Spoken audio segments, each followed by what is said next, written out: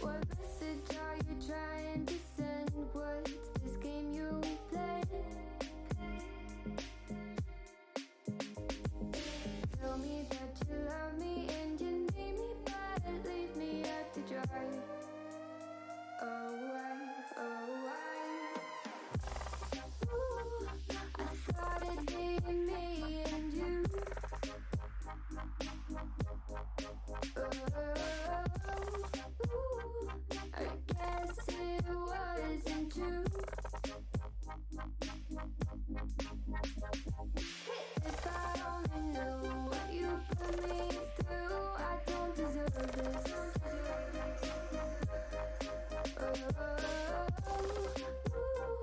I thought it'd be me and you. Could you still call me at the end of the day when you have nothing else to say? What do you want me to say? Try blending my inverse lines, but I know you got to be oceans away. Please quit asking me to stay. I'm weak under your grasp, and my heart it won't last. No, my heart won't last. I thought it'd be me and you.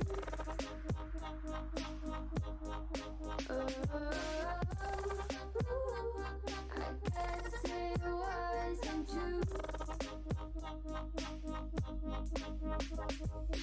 If I only knew what you put me through, I don't deserve this.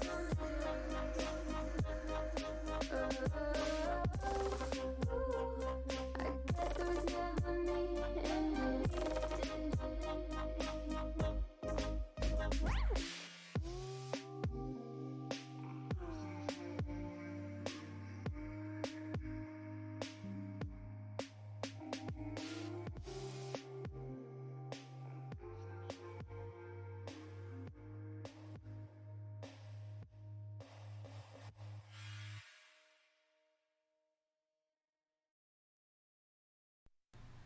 Oh my goodness. Sorry guys, once.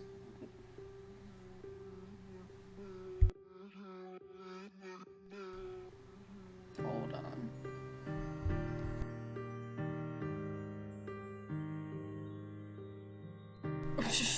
Technical difficulties. One second. Not sure why it's doing this now. This is technical difficulties. My bad.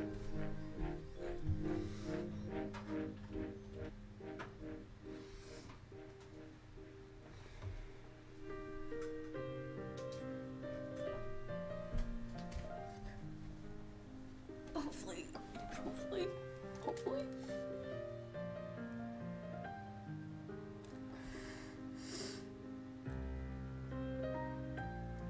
I hear absolutely nothing. Hold on.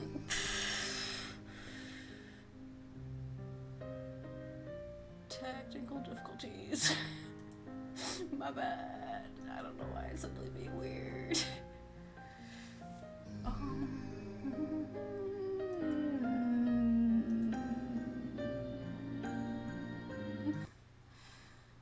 Okay, there we go.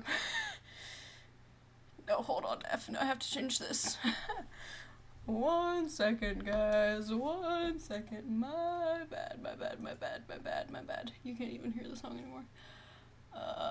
Properties. There we go.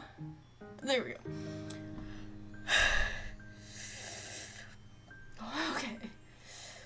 No, that's not quite what I wanted.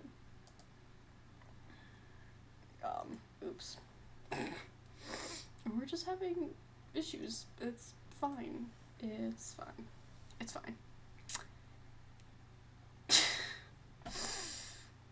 While that loads, let me do this, maybe. What am I even playing? Beacon something? Beacon Pines.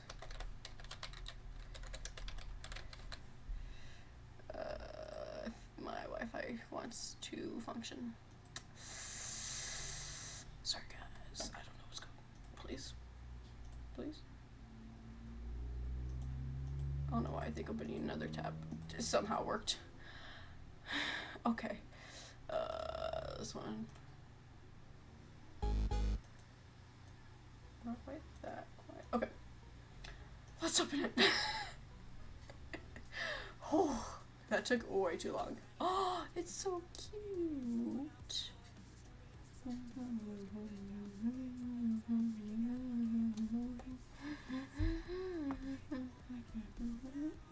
Hello? What is... What? Okay.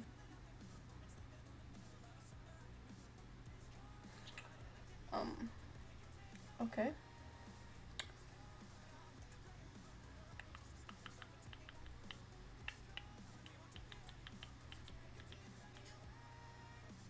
What? No. Look, I don't... Okay, look.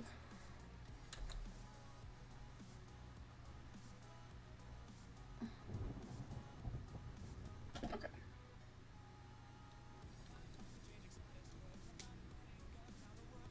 It sounds like there's audio for this, so we will close that. Dear reader,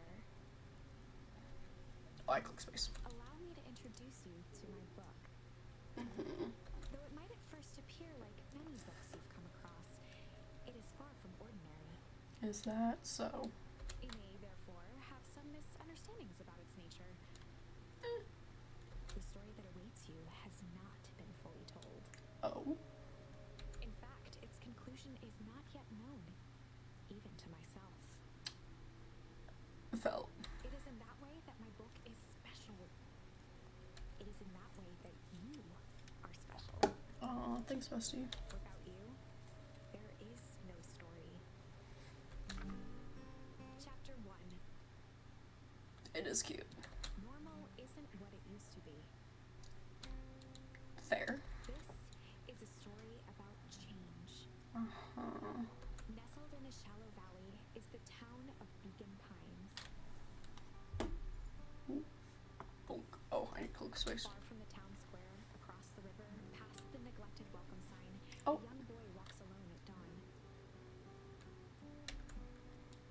Baby. His name is Luca Van Horn, and like you, dear reader, he's here for a reason. Pretty sure you needed an extra comma between and like, but okay.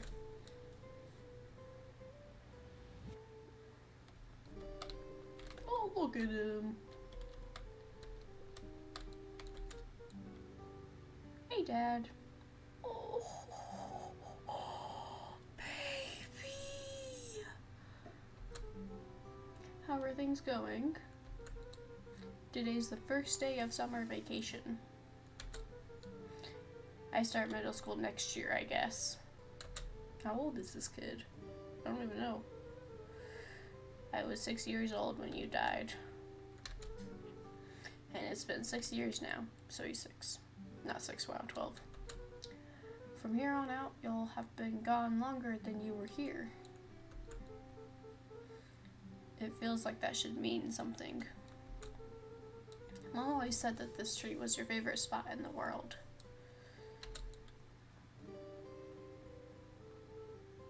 Me too. Baby! We have a friend. Hey, Luca! He's like, don't look at me. I cry. I knew I'd find you here. Rolo was Luca's closest friend. He possessed many fine qualities, but subtlety was not one of them. Well, after I banged on your door till your gran answered. And after I checked the pond. And climbed up to the treehouse. Then I knew I'd find you here. Nailed it. Finally noticed the tears welling in his friend's eyes, and the flowers on the grave. Baby. Oh, yeah. Right. You and your mom always did this on your dad's birthday. Yeah. I didn't know if you were going to keep doing that now that your mom's gone too. Why wouldn't we? Rollo, excuse you. She's not gone. She's just missing. Sorry, I meant to say since she went missing. She's gonna come back, Rollo. Of course she is.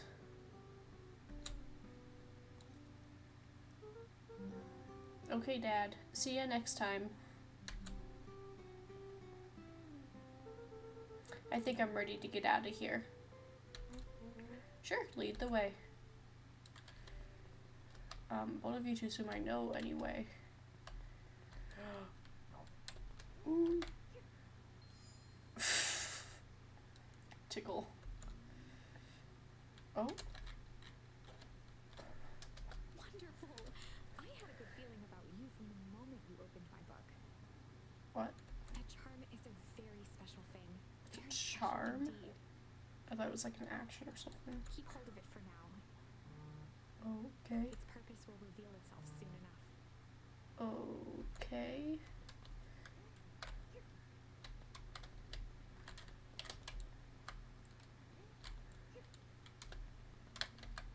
Oh, wait, I wanted to get all of them.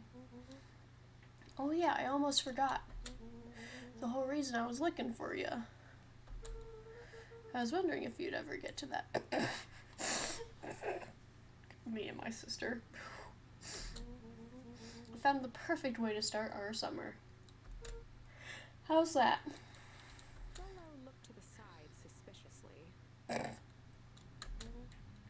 Not here. They might be watching. No, stop.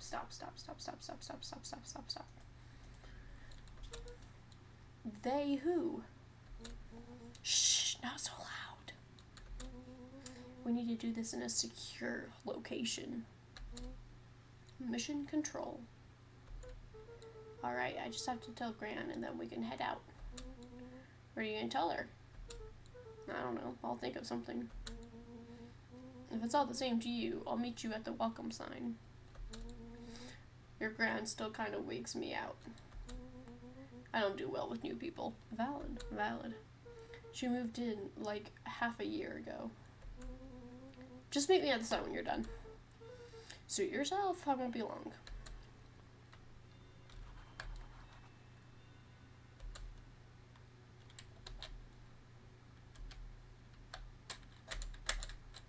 Proceeds to go. Dear reader, forgive me for this interlude. No. Remember that charm you found in the dandelion patch? There are more of those special charms to discover throughout Beacon Pines. They've been known to reveal themselves to those who are willing. Some of them can be found in this very house. Some, so more than one. Stop! I don't care. Oh my gosh.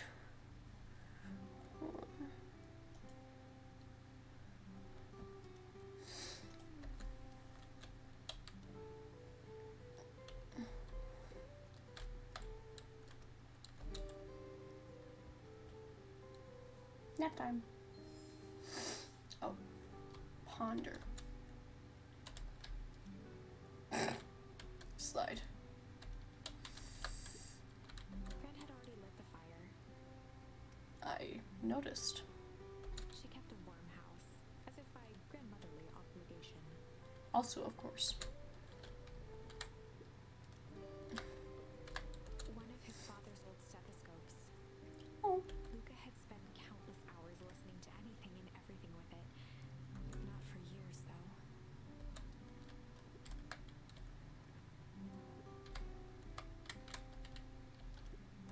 Since Gran had moved in, the house was more peaceful, more orderly, and more covered in flowery fabric.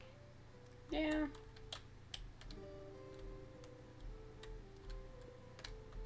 Just some dusty knickknacks.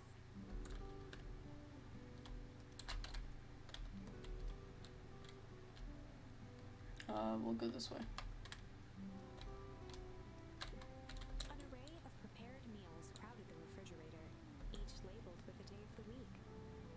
imagine. A pair of dull scissors, a broken can opener, a mostly empty bottle of glue, and some loose string. Oh, junk. Wow. Okay. I hide. The only piece of furniture Gran had brought when she moved in was an old hutch. That's what that's called.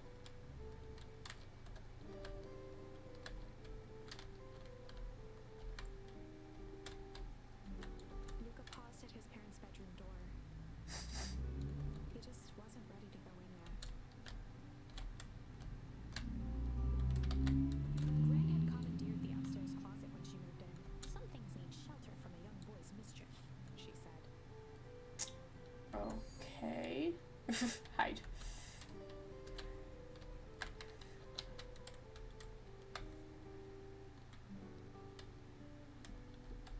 Gran's bed was undisturbed.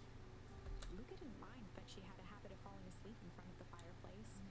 It meant that he could read late into the night. Felt. Luca tossed on his favorite old sweater.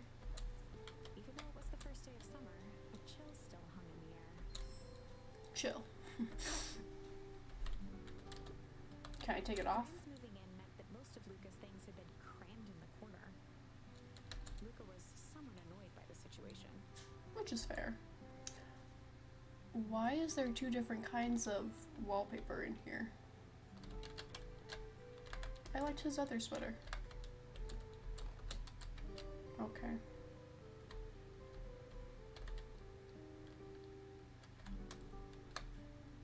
So I guess she is this way? Oh my, this is quite exciting. I am now certain that you are the one I have been waiting for all these years. I love how he just wipes his nose occasionally.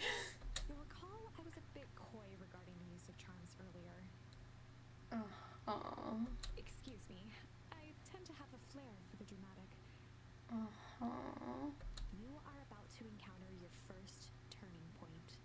There are certain times in this tale when everything hinges on a single word. Okay, butterfly effect? Step forth, dear reader. Maybe? Well, I gotta explore literally everything first. Old wheelbarrow. Oh. Young Luca would spend hours hiding in the bushes, waiting for a chance to jump out and startle his mother. Rightfully so. She always enjoyed humoring him by feigning terror. What do you mean feigning? That was completely real. A beginner's guide to gardening laid open on the bench. How do you know the title if you haven't opened it?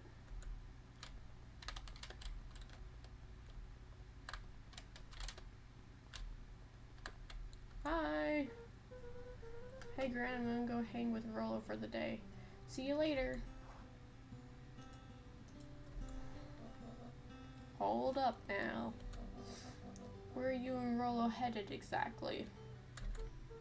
Oh, nowhere special. Nailed The it. less Gran knew, the better for everyone involved. Nailed it.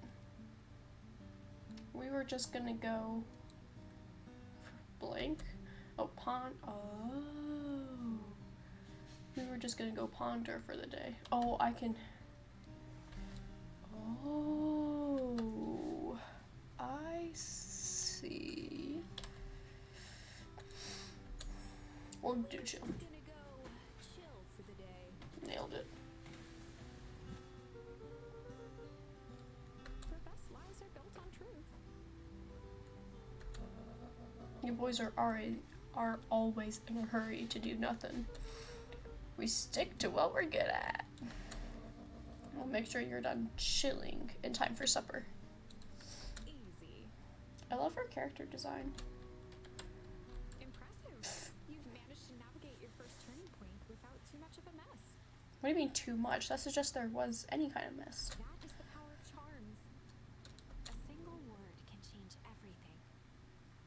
So butterfly effect. basically. I think it's time to introduce you to the Chronicle.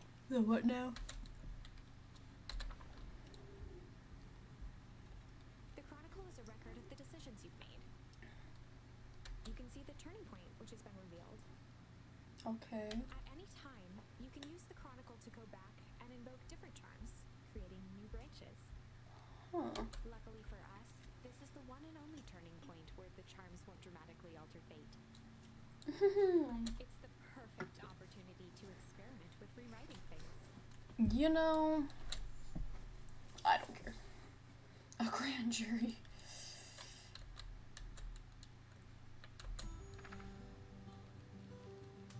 Oh, I have to? Sure. We were just gonna go ponder for the day. Oh, really? What are you boys going to ponder on such a lovely day exactly? This was Luca's chance to sell his alibi. You know, big stuff, small stuff, medium, mostly medium pondering. Nailed it. That's exactly what I was gonna say. Well, make sure you don't overburden yourself with the preponderance of pondering. Huh? Oh, forget it. Off with you now. Hey, I think that was funny.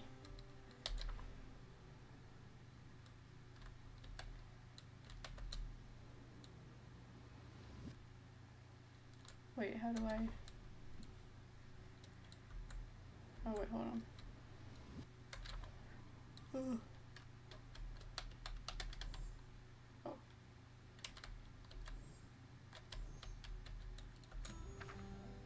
There we go.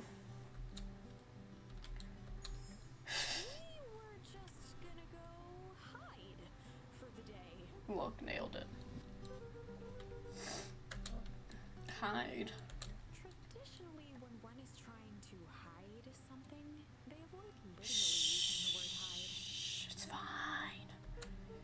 Yeah, I guess we're all about some other kids that we could beat them at hide and seek. Aren't you a little old for that? No, never. It's not like there's much else to do around here. I'll make sure you boys are done playing your little game in time for supper. All's well that ends well. Okay.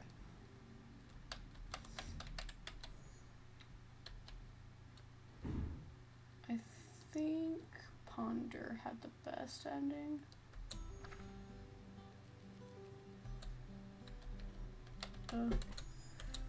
So we'll skip through this. This was nailed it. Okay.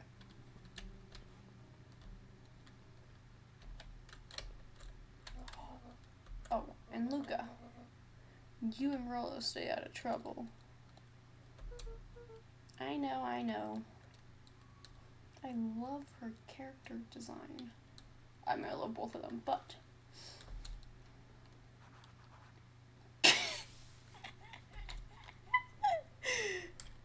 Nailed it. We're so good at this, guys.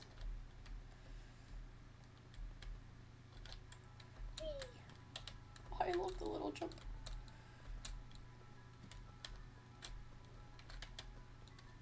There we go.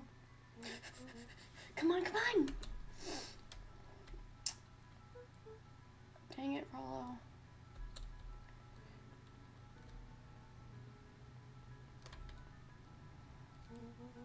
You know the drill. No, I don't actually. Don't let anyone discover our secret path.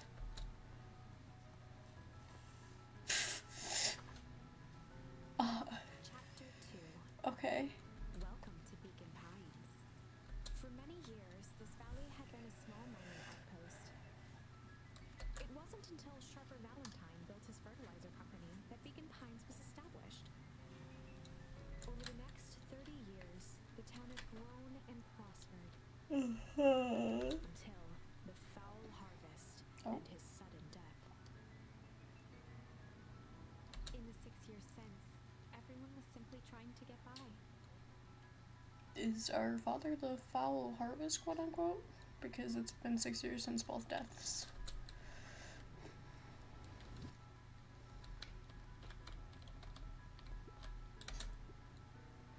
Old Pickler's Pond.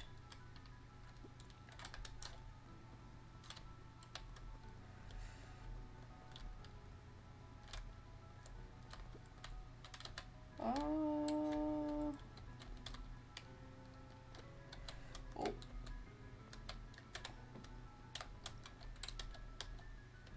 Ah, there we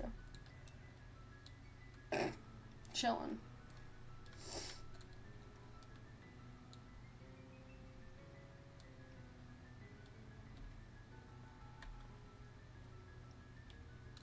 Don't mind me.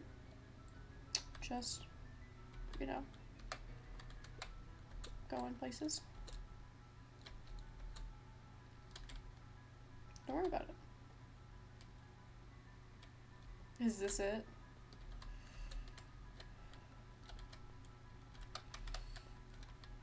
Oh, I didn't realize that was a puddle. I thought that was like a little cliff thing. Not cliff, but like...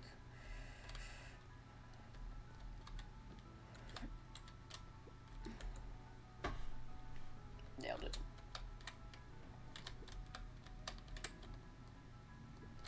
After Luca's father had passed, Rolo became obsessed with them building their own Hank atomic star scraper. It was some time before Luca realized it was Rolo's way of keeping him occupied. Oh.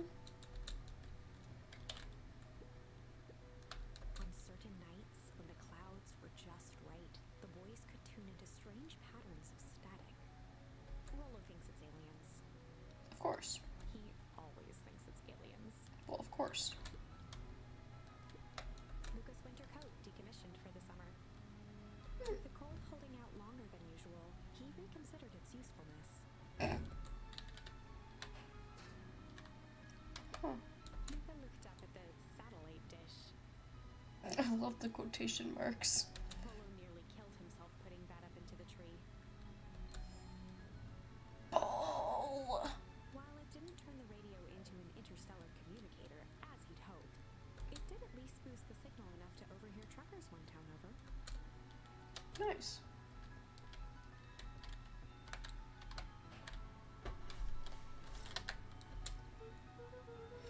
Okay, Wes's top secret plan to start our summer. So you know the abandoned warehouse by my place? The old Valentine building? Yeah, well it isn't abandoned. What makes you think that?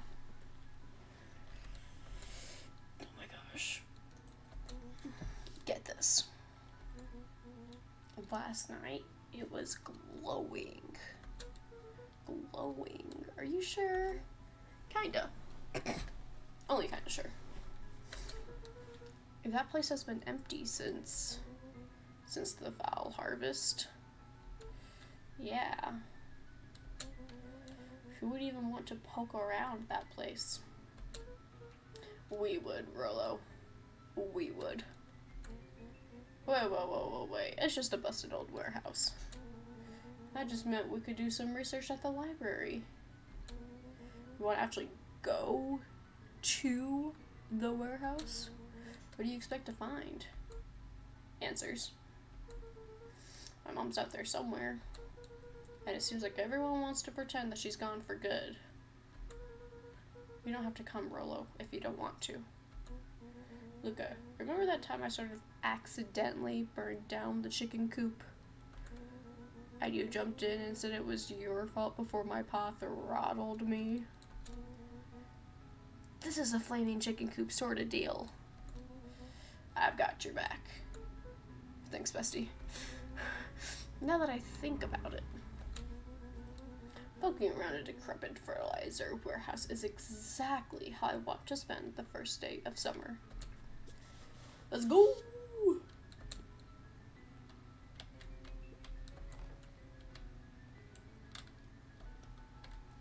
I don't know the way to Rolo's house. Don't mind me, you know. Just exploring. Fine, we'll talk to people. Hey, Jetson. Is the line playing any tunes today? No bites this morning, I'm afraid. Come to think of it, can't remember the last time I reeled one in. But hey, it was never about the catch. This is where I come to think. Yeah, that's what my dad used to do here. That reminds me, if you ever want his chair back, I've taken to standing recently. Keeps me from falling asleep at the reel. If you don't mind, I think I should stay. Not at all. An empty chair makes for a great listener. Whenever Luca saw his dad's chair by the pond, it reminded him of the days they'd pack up a couple of sandwiches and fish until sundown. Oh.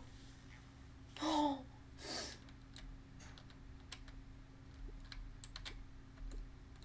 Go pick out your bait from the tackle box, buckaroo. Oh. I've clearly never been fishing. The tackle box and picked the perfect bait. That's what those are called. Junk. Luca tied a shoestring to the hook. Nailed The it. fish could resist a nice shoestring. Nailed it.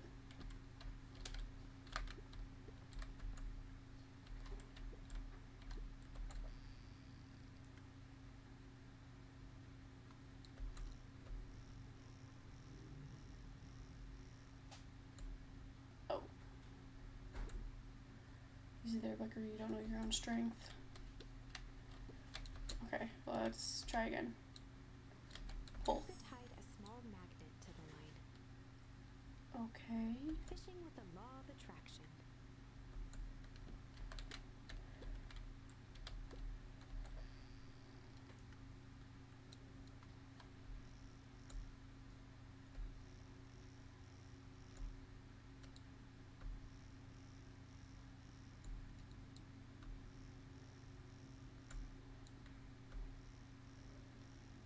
I assume this is how I'm supposed to do it. Oh my gosh, that scared me. Where do you think the lock is for this key? Now, why would we want to find that? Because then we would know the secret. God, that's no fun. The second we know what it unlocks, it just becomes a boring old key. Right now, this key could unlock anything. Cool. Let's try the jump again. Luca tied a shoestring to the hook. What fish could resist a nice...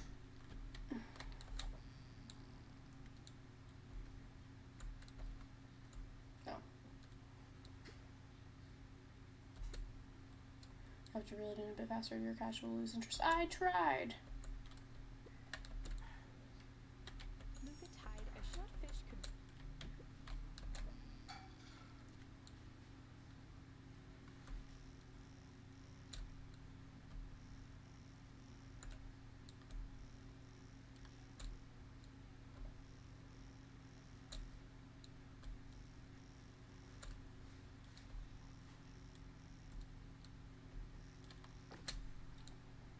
Literally scaring me every time something comes. Where do you think the other one is? Hard to say. Sometimes things drift away. That's not fair. No, it's not. Well, wherever it is, hope that other boot has at least a sock to keep it company. Luca gently baited a feather onto the hook. Okay. For skimming the surface.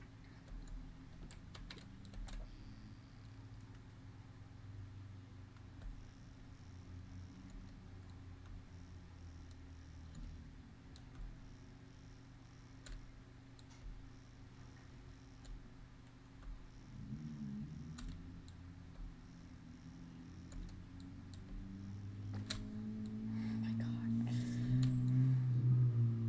Well, I'll be switched. It's your old rubber ducky. You were just a little drooling ball of fur when you lost that. Cried for days. I told you I'd turn up. Look, shut up. I already did that.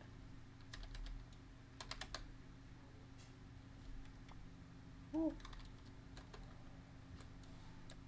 Luca gently baited it for skimming the... I don't actually want anything. Go to good cast now. But I already did.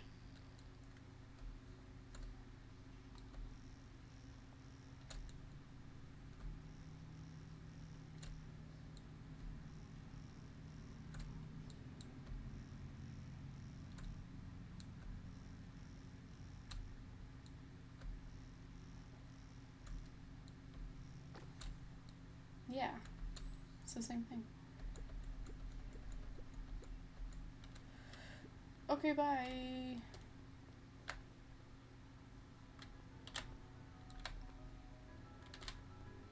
Let's talk to these people now. Hey, Mr. Kerr. Hey there, pal. William Kerr was the CEO of Perennial Harvest Company. He had become a fixture around town over the past few years. After the failing of Valentine fertilizer, the town was hungry to welcome a new source of employment. Excited for the big festival? Oh, sure. Come on now, when I was your age, there was nothing more exciting than a town festival. The food, the music, the dancing. Sounds pretty alright. You're gosh dang right it is.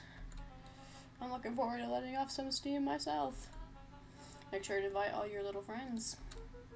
I couldn't keep Rollo away if I tried. Excellent. Sorry, Luca, I've got to get back to the proverbial grindstone. Our harvest awaits and all that. Oh, now. The left side's a little low. Sorry, young Mr. Van Horn. Can't talk right now. Very busy with preparations. Mayor Augustus Valentine was not busy. Look. Oh, sorry, Gus. How many times do I...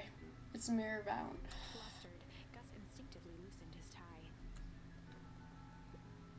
Keep up the good work. I must briefly attend to a concerned citizen. Huh? It's nothing. Keep at it. Alright, what can the mayor of Beacon Pines do for you today?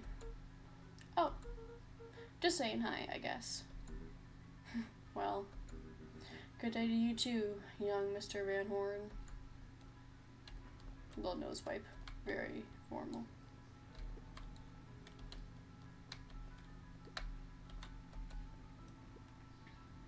Felt. Hey, Mr. Sinclair. Mr. Sinclair continued snoring and lifted one eyelid just enough to see who it was. A tactic he often used to avoid undesirable conversation. Look, I think it works. Yoo-hoo, Mr. Sinclair. Don't you see I'm sleeping, boy? How's the napping today? Crummy as always. I used to have a perfectly nice view from here. Till Perennial Harvest put that monstrosity of a building in the way. Dang. Why don't you just move your chair a bit? No, that's the perfect spot. Why should I be the one that moves? If it's a showdown they want, I ain't gonna be the one who blinks. That just made me think of the scene in the Owl House in the first episode when Ida tells King that he has to go with Luz to deliver potions and such. He's like, but I just found the perfect spot. Come on, Andy, grab his wallet. I'm sorry, Iggy, I can't. Do it or we pound ya. What is Rollo doing? Oh, I guess I'm covering Rollo. Yep. Yeah, but my mom said. Yeah, but. If I had a nickel for every yeah, but, I'd be the freaking king of nickels. Not nickels. Nickels. Ain't that right, Tish? Yup. Okay. Mr. Van Horn, do you have a moment? It's just Luca. Golly, I'm sorry. It's my first week at Perennial Harvest. Pulled a pen from the pocket of his sweater vest and began to frantically jot something down on a clipboard. Wonderful. It won't happen again. If we're going to be on a first-name basis, then you can call me Pete. Ooh, nice to meet you, Pete. Sorry, what are you writing? Oh, just documenting. Gosh, it's exciting to be a part of something so darn special. You know, it's not just about new fountains and phone booths. We're gonna change the world. And it all all starts here in Beacon Pines. Isn't that amazing? Uh-huh. Anyway, I better get... Oh, that reminds me. We'd love to hear your thoughts. My thoughts? You bet. If we're gonna change this town, we need to get every detail right. That sounds intense.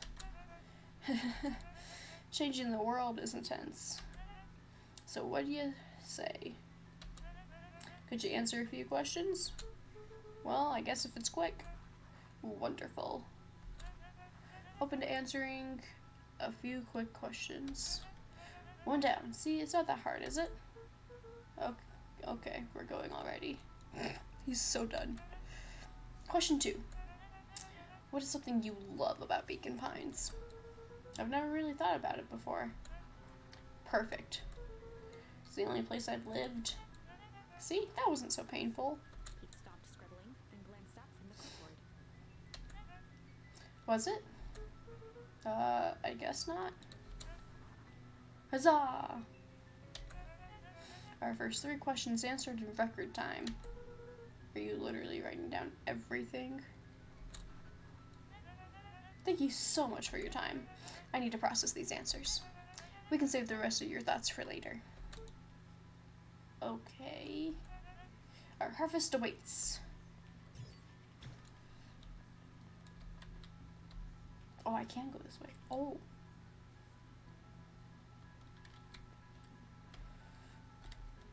Looks like Rollo's sister, maybe? Luca, just the fella I was looking for. Hey, Roxy, what's up? Oh, right. Rendezvous with Roxy. What? This is an important turning point. The first time where your charms will change the course of fate.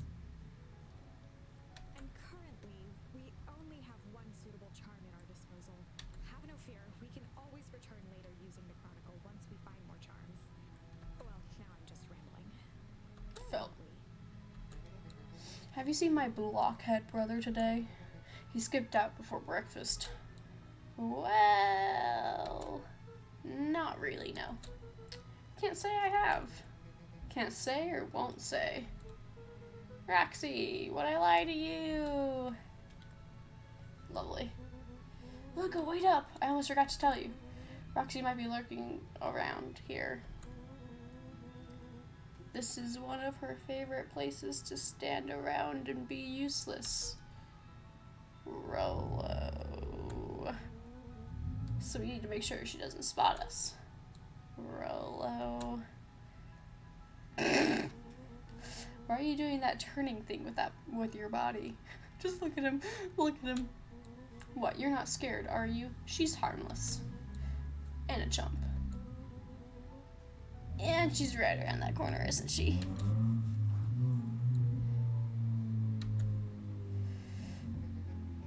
Don't mind me, just over here lurking uselessly.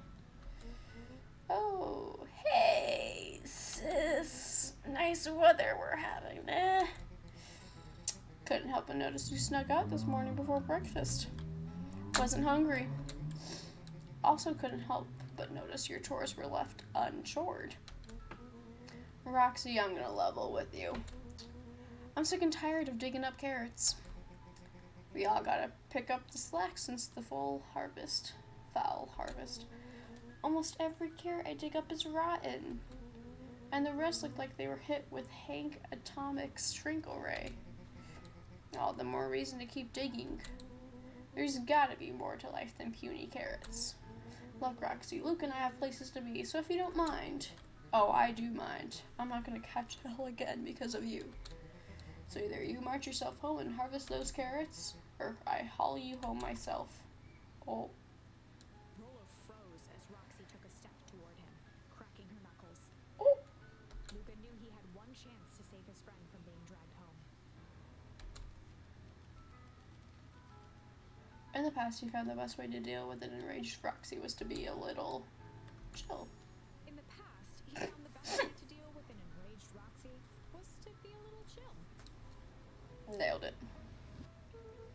Come on, Roxy, it's the first day of summer, the sun's shining, and we just want to take it easy.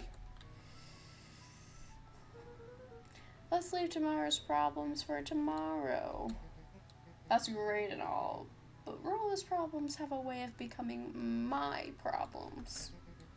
And Pa always says, tomorrow's work is best left for yesterday. March, you big oaf. Aw, rats. I expect a full report about the Valentine place. A full report!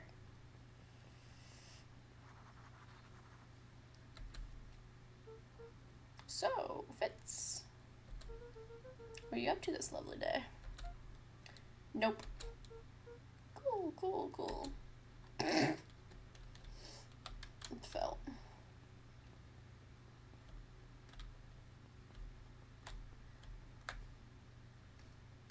Cool kids, guys.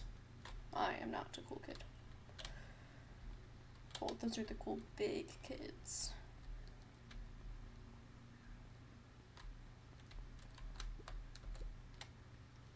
Sharper Valentine, founder of Beacon Pines. Never underestimate what a great man can do given time. A bit much, if you ask me. Indulgent. Huh. Oh, I should talk to Mr. Wilder before heading out. He might know something about the warehouse. He wasn't there before. Okay, so we'll come back to that area after I talk to him. Oh, he's over here now. Nailed it.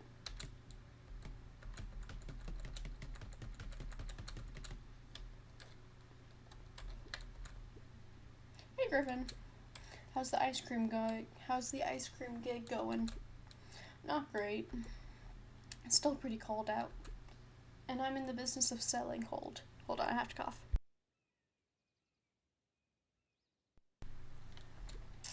I'm sure things will warm up soon. Mr. Tolliver is not at his grocery stand? He's prepping for the festival, I guess. Gotcha.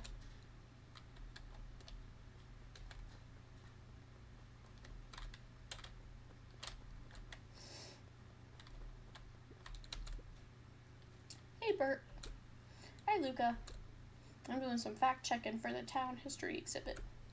Look, kid, I'm just here to put up the lights. But did you know, when the town was founded, there were only 7 citizens, and they all worked for a mining company? And there was only one dirt road leading to town? And there still is only one road leading to town. Oh, right. Phil.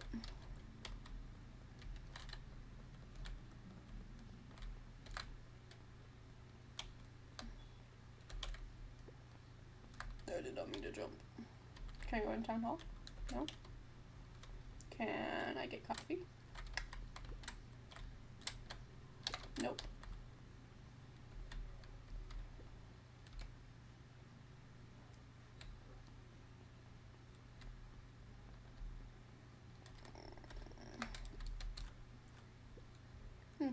I guess this is Mrs. Fratelli is getting ready for the festival.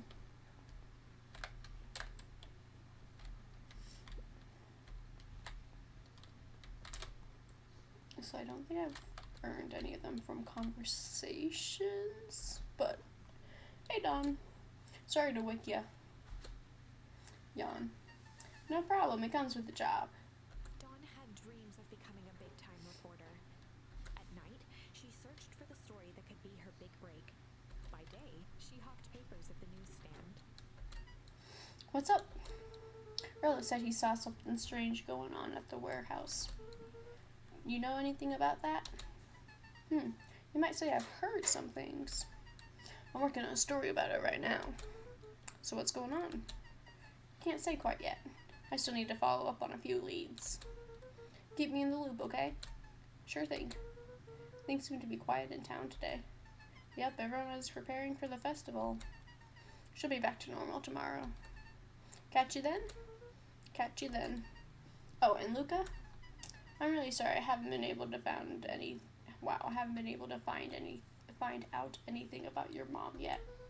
I'm just grateful that you tried. I'm still keeping my ears up. Are you supposed to be a bat of some kind or something? Last Chance Diner. Oh.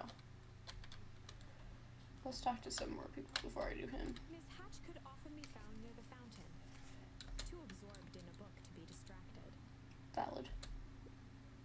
To wander down the wooden path unaware of the danger ahead. Oh! Ooh, this is getting good! Felt. Hey, Mrs. Nelson. Morning, Luca. Any big plans for the summer? Not really. Heard anything about the old fertilizer warehouse? Any strange happenings? Can't say I have. Either way, a dusty old warehouse is no place for a young boy. You be safe now. No, I don't think I will. Let's talk to the big kids. Piper? Oh, hey, Luca, what's up? You know it's summer break, right? Of course. And it's like the morning. Correct? And you're studying? Like they say, the early bird gets the proper education required for a successful and fulfilling career later in life.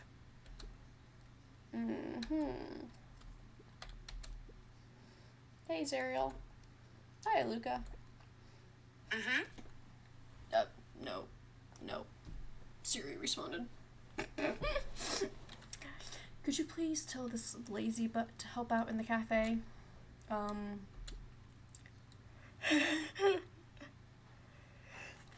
Lumi, Zariel would like you to... Luca, let me give you a little gem of advice.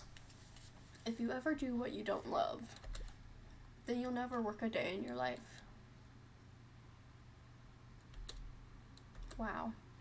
You're really setting the kid up for success. Okay. Let's go ask that one guy. Holden Wilder ran the local paper of record, the Beacon. Huh. Hey, Mr. Wilder. Morning, Luca. What's the day have in store for you? I was wondering if you heard any news about... News? The Beacon knows the news that needs knowing. Any news about the old fertilizer warehouse? Nope. Oh. Rolo thought he saw some lights there last night. Rolo ought to be careful poking around that part of town. The winds of change are blowing. And change's a dangerous animal.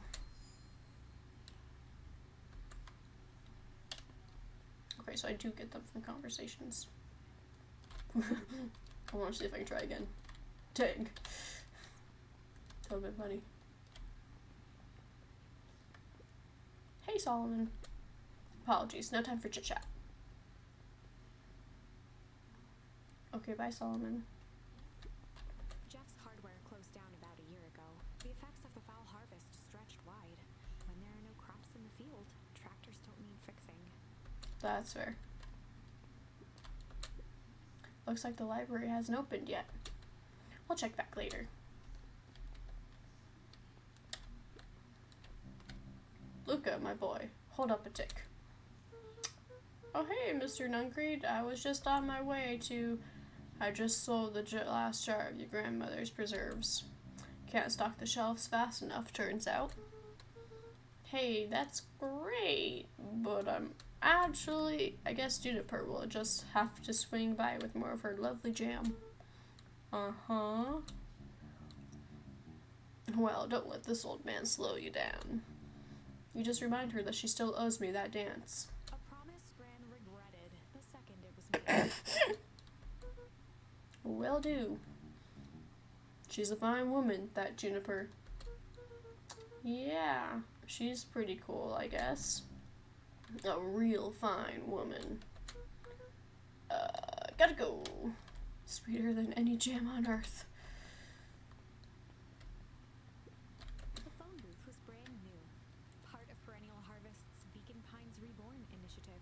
It didn't see much use.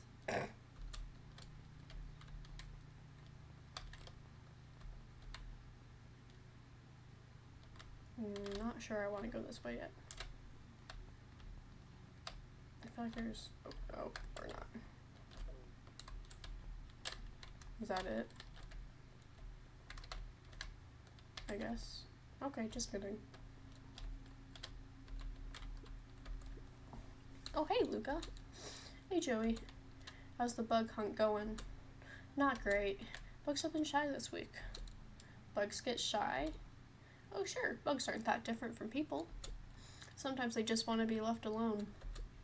If you're going into Weepwood, just be careful where you step. No bug crunching. Got it.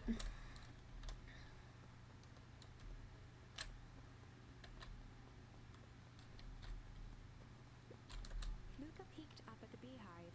It appeared to be deserted. That's strange. Yeah. Oh. I want to keep investigating. The path led into a small hollow at the edge of Weepwood. Let me go back and go. Okay, no turning back now. No. Caution, electrified fence.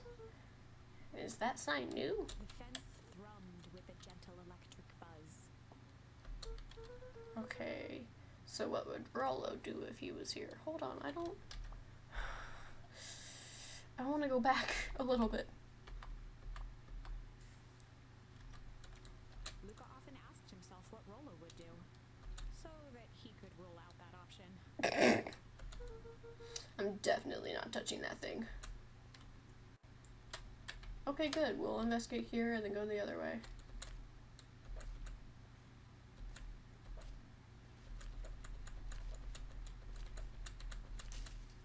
As sparks flew from the fence, the light atop that section shut off.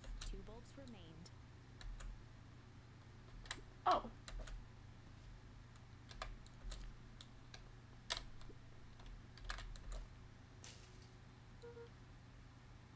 That's 2. 1 more to go. We'll come back to that.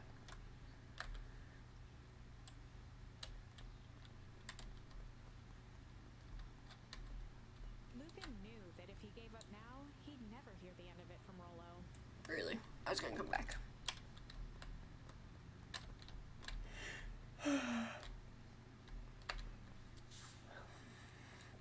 So that's obviously the entrance, so we'll search this way first. Property of Valentine Fertilizer Company. Looks old.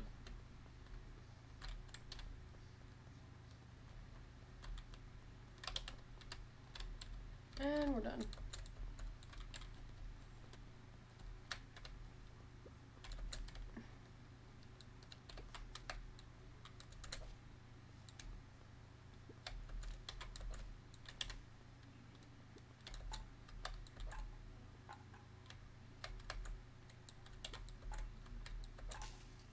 Nice. Fence's buzzing gave way to silence.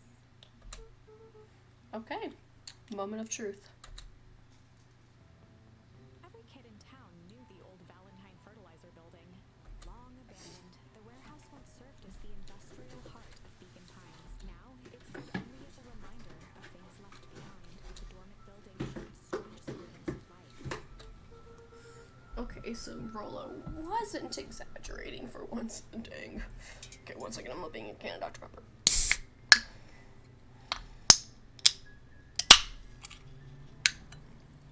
Hopefully that's not too loud. I'm still adjusting everything volume-wise. Because, like, I don't even realize that, like, I'll watch over old videos and, like, you can literally barely hear me, if at all. And I'm like, oh. So I might be too loud now, so sorry. What's going on here? There was only one way to find out. That's fair. Wow, that smells awful. Too bad Rollo's not here. He'd have no problem poking around in there. I want to make that a sticker.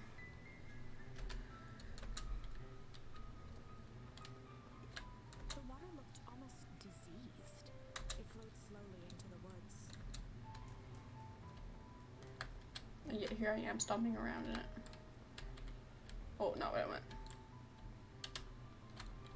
Well, shut. Maybe. I was gonna shut that, but I guess not.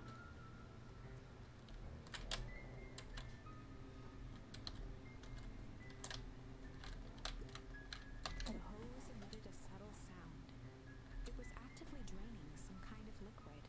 Huh.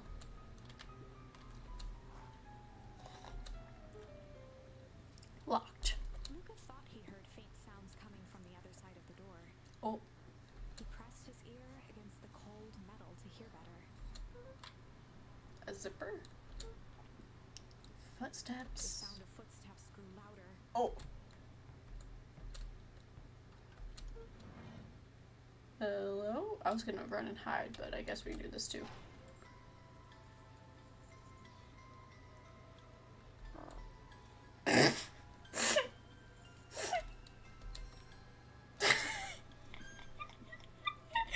One second, I have to send a screenshot of this to my friend.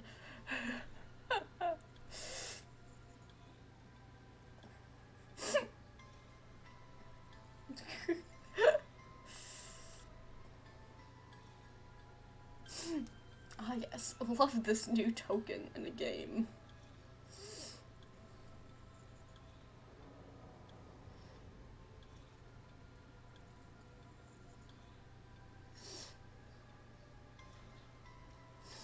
Okay. Oh, The heavy steel door knocked Luca to the ground.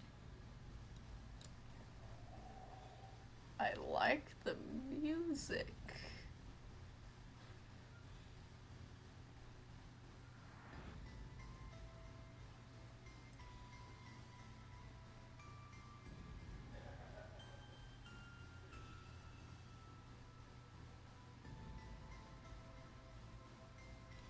Okay, I was just vibing. Oriented, he looked up to see an imposing figure silhouetted in a green glow. It lunged toward him. He tried to scramble away, but felt a gloved hand latch onto his ankle. Oops. Luca watched his fingernails leave trails in the dirt as the hand slowly dragged him back through the door, into the lab, into the green light. Nailed it. This is a story about change. It was far from the sort of change Luca imagined for himself. But change is, after all, a dangerous animal. Oh, The end? why it sound like you got a question mark there? I probably should have warned you about this. Yeah. There are many paths that our story can take. Most will end in tragedy. But don't let that discourage you. You will find the ending that this story deserves. I just know it. From here on out, a charm will have a check mark when it's been used to its full potential at a given turning point. Now, let's try something different.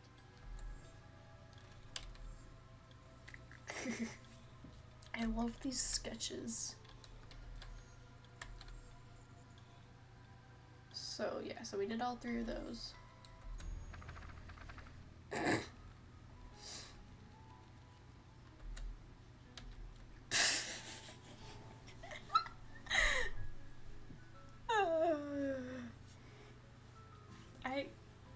I love the vast different options here. In the past, he found the best way to deal with an enraged Roxy was to be a little shit. Or, as I did earlier, in the past he found the best way to deal with an enraged Roxy was to be a little chill. Obviously, I have to go the path unventured. In the past, he found the best way to deal with an enraged Roxy was to be a little shit. The way it said it. Make a break for it. What have you done? Ah.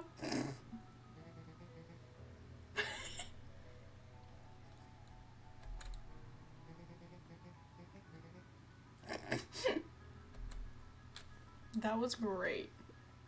Sorry. He really going for it.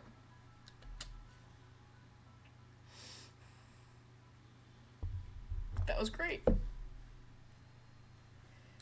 Do I have to... Is he gonna talk to me now? Sorry about that. Rilla can get overexcited sometimes, because that's what it is. Solomon Valentine, Oh, Valentine.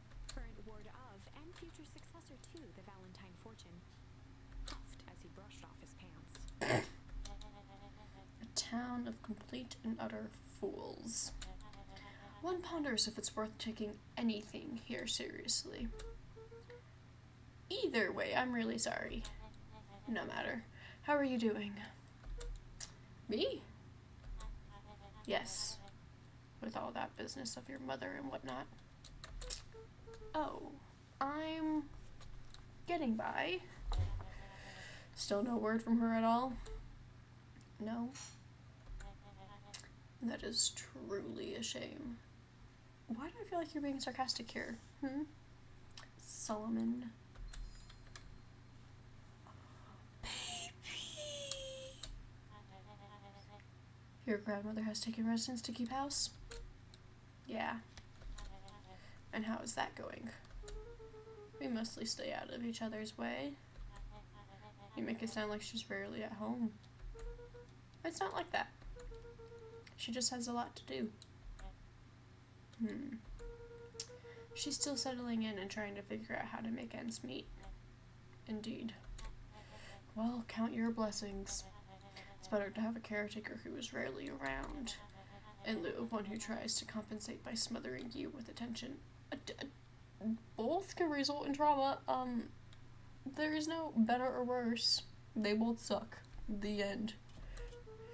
That doesn't sound so bad. Trust me when I say, it's best to rely on yourself. Family has a way of creating more problems than they solve. Hello? Guard? Solomon trifled a gesture toward the approaching heiress Valentine. He's like, speak of the devil. Do not wander off like that. I'm much too busy to be looking all over for you. Apologies, Harris. I was just taking a stroll through town. Strolls are for commoners. You're Valentine now. You suggest that. You say that as if Solomon was adopted or something, or just recently became a Valentine? I want you to be present for the construction of the History Museum. The future of the town relies on its ability to remember our family's great past. Of course. Bye, Solomon. Sorry. I got in trouble with the heiress. Look at my boy, hold up a tick. Oh, I said not now? Boy's got too much of his father in him. Nope. I win! Little help? I am the champion!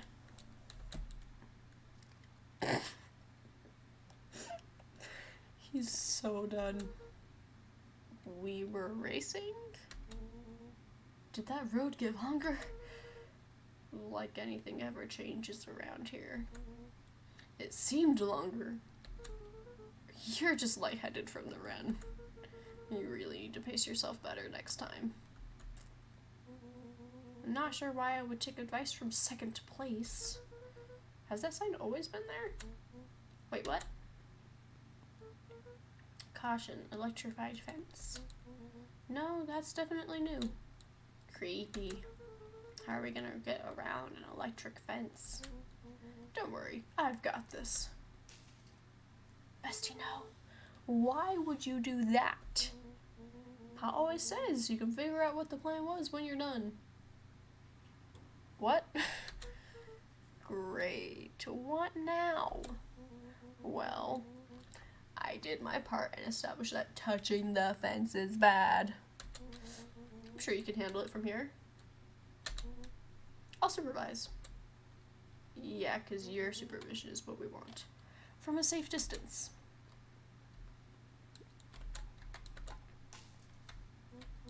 Whoa, you're a genius.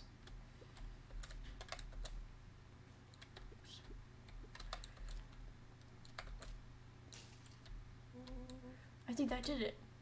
Luca, you never fail to impress. As the glowing windows of the old warehouse came into view, Rollo began to bounce excitedly. Check it out. Dang, Rollo, you weren't exaggerating for once. Was there ever any doubt? This definitely needs investigating. Good thing 2 ace detectives are on the case. This is bizarre. This is awesome. Oh. This didn't happen last time. Rumble. Did you feel that? What, the excitement in the air? You bet your butt I did. Check out this puddle! That's not normal. And this hose! Aw man, the door's locked. Try harder. No dice. It won't budge. Oh well. Can I open... The dumpster's new, right? I bet it's got stuff in it. I can't really see what's in here. Who did all of this? My nose is itching. I think I smell some treasure. Are you sure that isn't the hazardous waste? Just help me get in. Rollo. It would be my honor to throw you in the trash. Come on, Lady Luck. So, what's in there? Let's see. There's a squishy bag of squish. Wow. A good inch of stagnant sludge. Your natural habitat. Wait, hold the phone. Hold 2 phones. Check these bad boys out. Are those walkie-talkies? Just like Hank Atomic Communicators. Do these actually work? Ground command to Hank Atomic. Hank, do you read me? This is Hank Atomic Ground Command. You're coming in 5 by 5. How are your vital readouts, Hank? It's getting a little stuffy in here. Requesting assistance for evac. Help is on the way. We're so cool, guys. Oh. What was that? Someone's coming. Give me your hand. I'm trying. My hands are covered in squish. Scoot over. I'm coming in.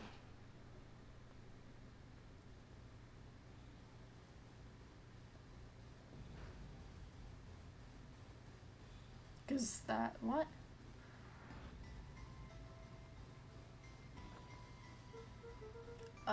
Tell me you saw that. Dude, I don't know what I saw. He's coming back. Get down. Oh no. Oh no. No. No, we're covered. Oh no. The boy sat petrified under the weight of the bag. Oh my god. Tell me that's not what I think it is. Luca, do you know what separates run-of-the-mill detectives from ace detectives? A ridiculous hat. Which neither of you have, so therefore no.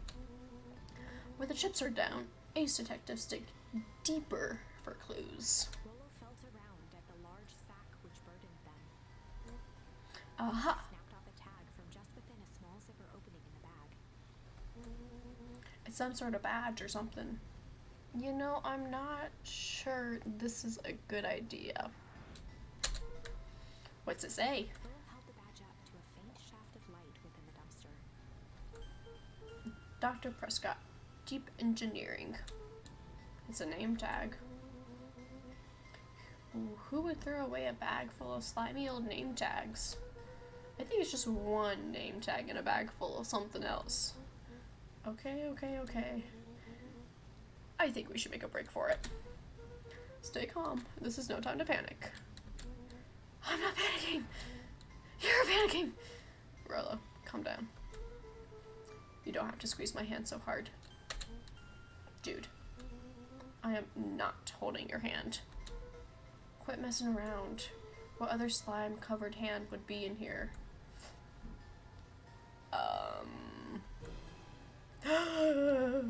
I love that drawing. That's cute. doggy in the distance barking. Ah! Nailed it. I am beginning to see the benefits of your run for our lives plan. Right, we've clearly established that I'm faster than you, so I'll go first. Why not go together? Flaming chicken coop, Luca. I'll make sure the coast is clear. After I go, count to 100. If you hear me yell, run. If you don't hear me yell, run. Actually, either way, haul ass. Rolo, I'll give you credit. You sure found an eventful way to start our summer. That's what I do. Well, here goes nothing. Lucas sat in the dark, tracking the sound of Rolo's footsteps as he ran. 1, 2, 3. He pressed his ear to the dumpster wall, straining to hear Rolo's footsteps as they faded away. 15, 16, 17. Oh, we're actually counting to 100. Think about the contents of the dumpster as he counted. 35, 36, 37. The thick stench made it hard to breathe. Screw it, that's long enough. Literally what I was gonna say. Carefully lifted the lid and peered out. Nothing. No sign of Rolo. No sign of the man in the yellow suit. Time to haul ass. Luca clambered from the dumpster, stumbling to his knees. He was up like a shot and running, sprinting toward home as fast as he could. Beacon Pines flew by, blurred by the tears that welled up in his eyes. He wouldn't remember getting home at all that night. Throwing his front door open, storming up the stairs to his room and surrendering to sleep almost as abruptly as he hit his pillow. Felt. Chapter 3. Finding a friend. The next morning, it was quieter than usual at the breakfast table. Only the sound of silverware and chewing interrupted the awkward silence. It's only awkward if you make it awkward. Why am I not sitting? Why are neither of us sitting? I finished jarring a mess of jam last night. Uh-huh. So they'll need to get delivered into town today. Okay. So, what did you and Rolo get up to yesterday? Oh, nothing interesting. Okay, bye. Hello?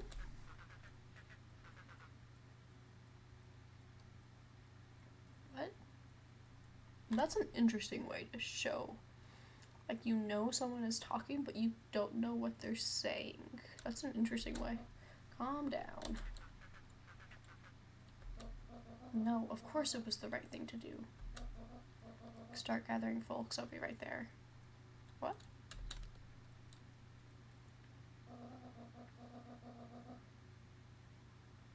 Are you sure there isn't anything you want to tell me about yesterday? Anything I want to tell you? Not really. We just sort of ran around a bit. Gran's brow furrowed. She let out a long sigh. Her voice was quiet and even. I have to go take care of something. You are to stay in this house for the day. Under no circumstance are you to leave. What? If I am not back by dinner, there's stew in the icebox. But nothing. You are to stay here, understand? Yeah. Say it. I'll stay here till you get back. Good. Oh, and Luca. You left the icebox open yesterday. We're not made of money, you know. Well, that was strange.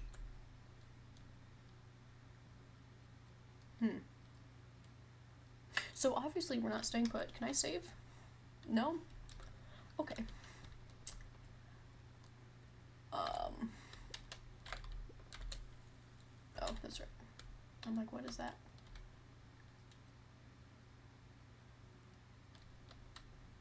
But we obviously have to wait a little bit before we go outside. Eerie electronic sound echoed from Luca's bedroom. The walkie-talkie? Hello? Is anyone there? No, not what I want.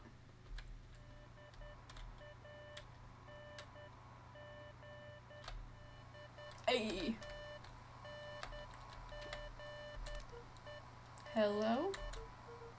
Rolo, is that you?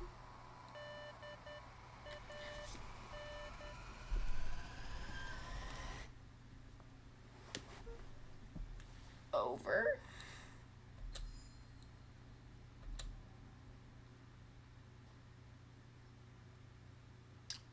Well, I was going to search what that meant because it was obviously Morse code, and I do not know Morse code off the top of my head. But then it stopped.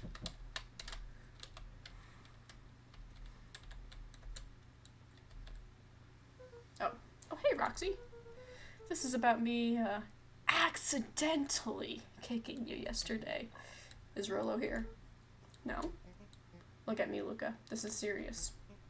Is Rolo here? No. I haven't seen him since yesterday. Rolo didn't come home last night. What? A pit formed in Luca's stomach. Where was the last place you saw him? We were playing around in Weepwood.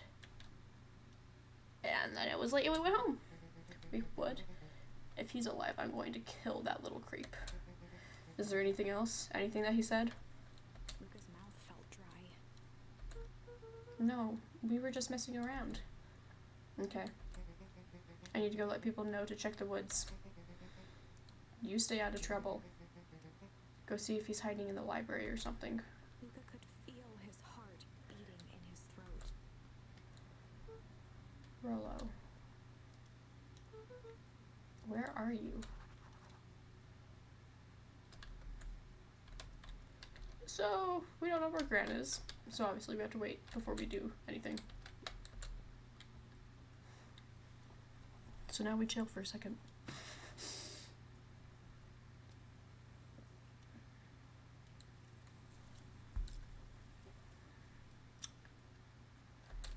Okay. Did I do anything with this drawer? No, obviously not. Oh, obviously.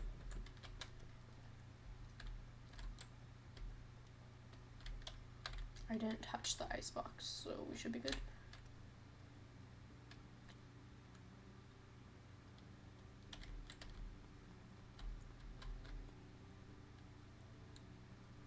We went this way, right?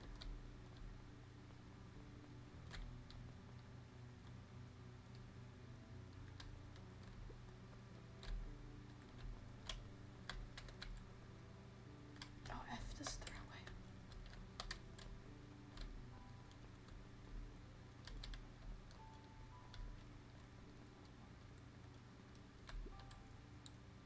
We really need to get back to work. Just a couple more minutes. If Roxy said she will be here, then she will be here. I don't see why I'm standing around doing nothing and waiting for Roxy. But I could be standing around doing nothing and getting paid for it. Come on, Lumi. Roxy needs our help. No, that's a point. That's a good point. My parents wouldn't listen. No offense, but isn't Rolo always getting into trouble? Something feels different this time. What can we do to help? We need to check where the adults aren't. So I guess it's up to us to check Weepwood. Our shift doesn't end for another couple of hours. We could spend the time making posters. That would be great. I guess. Right, Fitz and I will check Weepwood. I'll be back later to pick up the posters. I think my dad has a map of Weepwood. Let's swing by my house and grab it before we head out. Oh.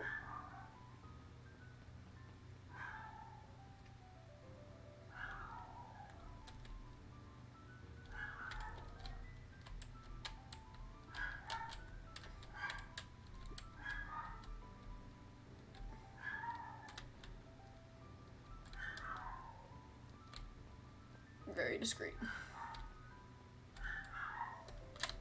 Oh, it's open. Kato volunteered at the library during the summers.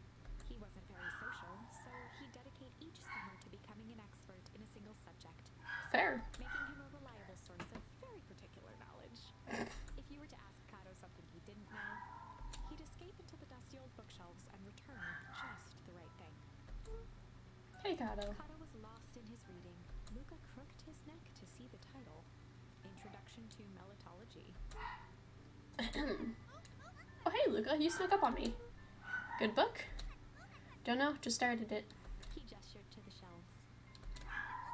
I'm really running out of books I haven't read yet. So now it's on the wonderful world of bees.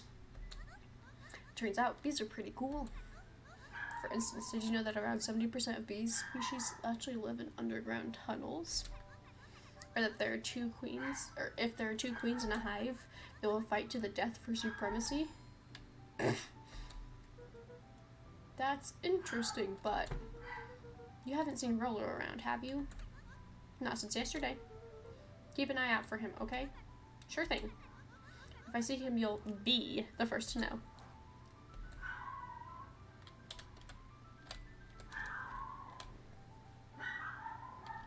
I don't like that you got dots above your head.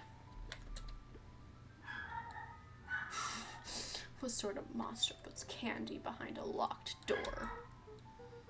Oh yeah, Mr. Nungfried works weird hours sometimes. Of course he does. How about you? When do I work? No, what's your name? Luca Van Horn. You new here? Yep, not by choice. Brooks' family moved often, giving her little time to establish any new connections. She would tell you she prefers it that way. I'm looking for my friend Rollo. He didn't come home last night. So he's missing? I guess so. Like missing? Does that sort of thing happen a lot around here? Luca shifted his feet uncomfortably. Okay, I'm going bye. Well, that sucks. Yeah. So, I should probably get going. Why that way? Hey, wait up. What? Beck pulled a coin from her pocket. I'm coming with you. What? So says the unlucky penny. Unlucky? Yep, well, technically it landed on heads. Leave this kid to find his friend alone. But I always do the opposite. Oh, it's kind of like me and Rollo. I guess Rollo is my unlucky penny. That settles it. A person should never be without their unlucky penny. Let's go find him. The name's Beck. Pleasure to meet you, Beck. I suppose I could use some help. Try to keep up. Well, I mean, we're already here. Joey, have you seen Rollo around? No, sorry, Luca. I've had my eyes in the dirt looking for beetles. I can't seem to find any. He never came home last night. Do you think it's because it's been colder than normal? I don't see why that would have to do anything with Rollo. No, the beetles. Do you think the temperature confused their circadian rhythm or something? Who's to say? I'm no beetologist. Just keep an eye out for him, would ya? Of course. So I never explored over here, so we'll do here first. After the foul harvest destroyed their wealth and reputation, the Valentines shuttered off their estate from the rest of town.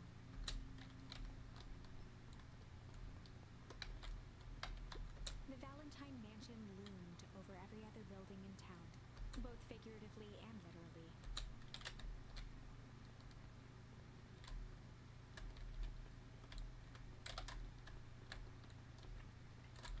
Solomon!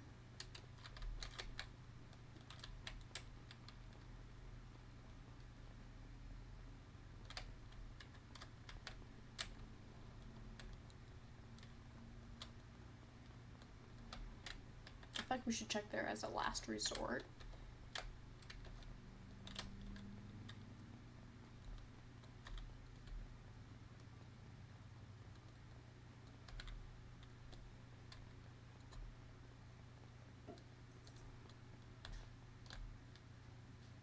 That's a new character. Maybe. Hey, Yuslan. History Museum. It's laughable, really. Do you happen to see Rollo in there? No, just the shadow of a family. Damn. Clinging on to a town, clinging on to the past. Feel free to check for yourself, but don't expect to have your mind blown. Hey Griffin, has Rollo been by? Haven't seen him all day. I'm sure he'll show up safe and sound. And when he does, tell him there's a strawberry chocolate double scoop waiting for him on the house. He'll like that. We can't leave without touching the watermelon.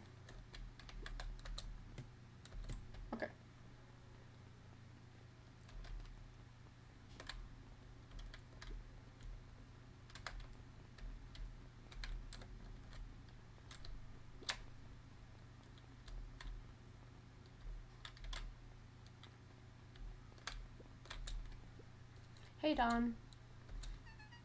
Is it true about Rollo? Yeah, he didn't come home last night. I wonder if it's connected. Connected to what? I was checking in on reports about increased activity around town. What sort of activity?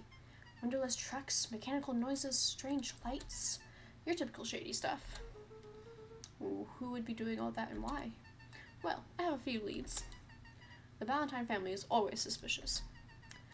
Perennial Harvest certainly has the resources. You have any idea where Rollo could be? The best place to start looking is where the trail went cold. Where did you see him last? We were in Weep Wood, right by Valentine's fertilizer. I'll check out Weep Wood when my shift ends. I do my best work at night. No, wrong way.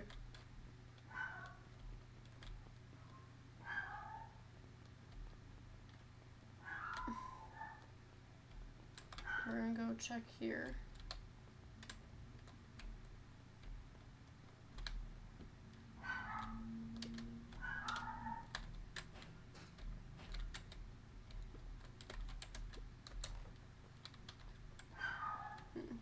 Not surprising, but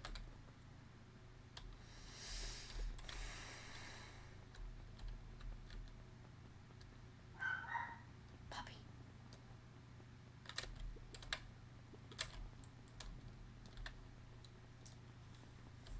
Obviously, we are avoiding adults.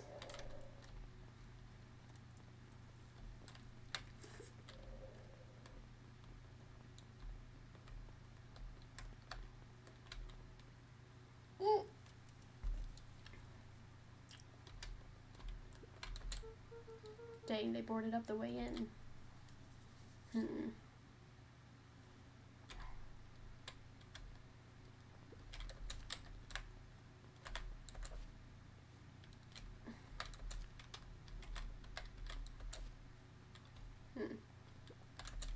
Me thinking that's gonna do anything.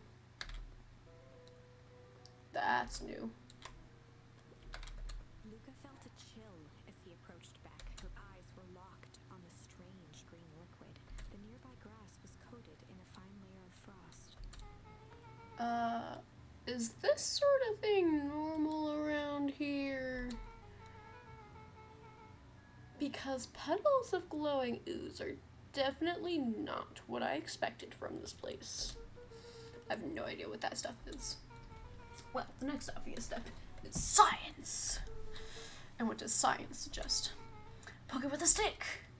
Luca watched as Beck dipped a broken tree branch into the goo. Beck's eyes widened as flowers grew from the dead wood.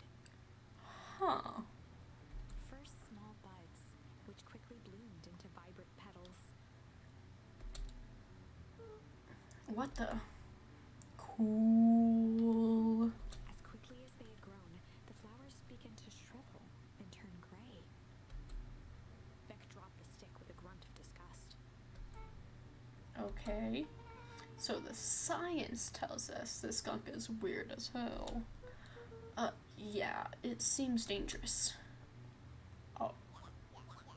Hey Tish, look what the cat drag did. Yup. I don't have time for this right now, Iggy. Aw, don't say things like that. It hurts Tish's feelings. Ain't that right, Tish? Yup. She looks fine to me. Why, hello. I don't think we have been properly introduced. Iggy's the name. This is my compatriot, Tish. Yup. You've probably heard of this. Can't say I have. I'll forgive you just this once, on account of you being new around here. Why would you hang out with this stud? Oh? He seems pretty alright. Iggy, why do you have to be so... you? Has he even told you that his parents slipped out on him? Shut up. It's true, they got tired of having such a pathetic kid and left him. Iggy, I'm only gonna say this one time. Don't talk about my family. Well, look who's grown a backbone now that a girl's around. First his pops croaked, then his mom finally couldn't take it anymore and bounced. Iggy took a step. Let's fight! Luca, his sneer lit by the glowing puddle. My first thought was push him into the puddle, but that's almost definitely gonna be really bad. Could see tears welling in Luca's eyes, his fists clenched. Some things about Beacon Pines were very different from the city, but a bully from a hayseed town is really no different from a city bully. Beck took a deep breath and thought. Well, time to bust out. Sure.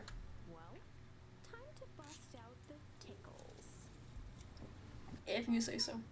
Hey Tish, wanna see something cool? Yup. Check it. Beck lunged forward and began to tickle under Tish's arms. That animation. What the? Tish, is she tickling you? Yup. Tears began to form in Tish's eyes as she gasped for breath between gales of laughter. Beck redoubled her efforts until Tish finally had had enough. What just happened? She seems nice. Sorry for the interruption. I think you were just threatening us. Iggy's eyes turned around, a realization dawning on his face that he was now outnumbered. I just remembered. I have somewhere to be. Mm-hmm. See you around, new kid. Before making his escape. I wouldn't recommend doing that. Whoa. What a little creep. Beck, I think you got a little ooze in your hair. Beck shook the ooze out of her hair as best as she could. Is it bad? It depends. What are your feelings about having a more mature, refined look? Oh god. Chapter 4. The Best Policy. Luca paused for a moment, catching his breath. He'd only just met Beck, and somehow he already managed to drag her into this mess. Hopefully he could make it up to her. But finding Rolo was his primary concern. Okay, let's go back. Let's do both there, both there. Both I have there.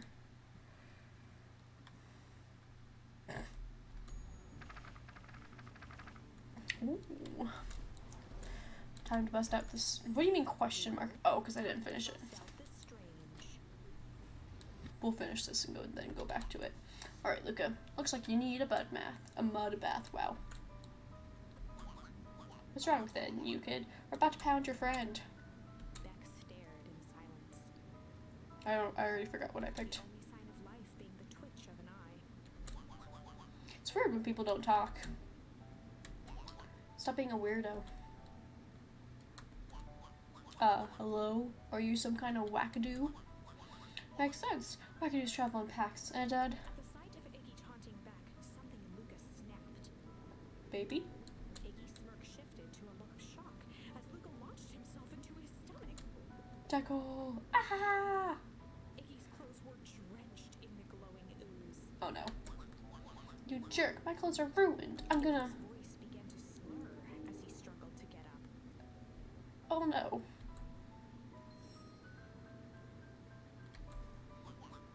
I don't feel so good.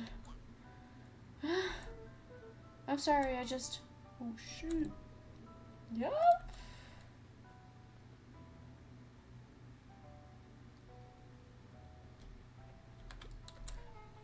That was intense. Iggy's gonna be okay, right? Nothing about this seems okay. Oh, I forgot about that.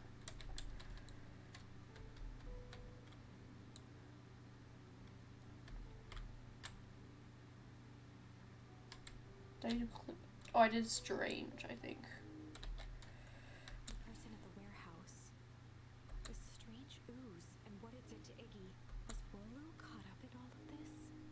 Obviously. We have to find Rolo. Took the words out of my mouth. Property of Valentine Fertilizer Company. Looks old. We already know that. Oh, interesting. We can't touch the goo.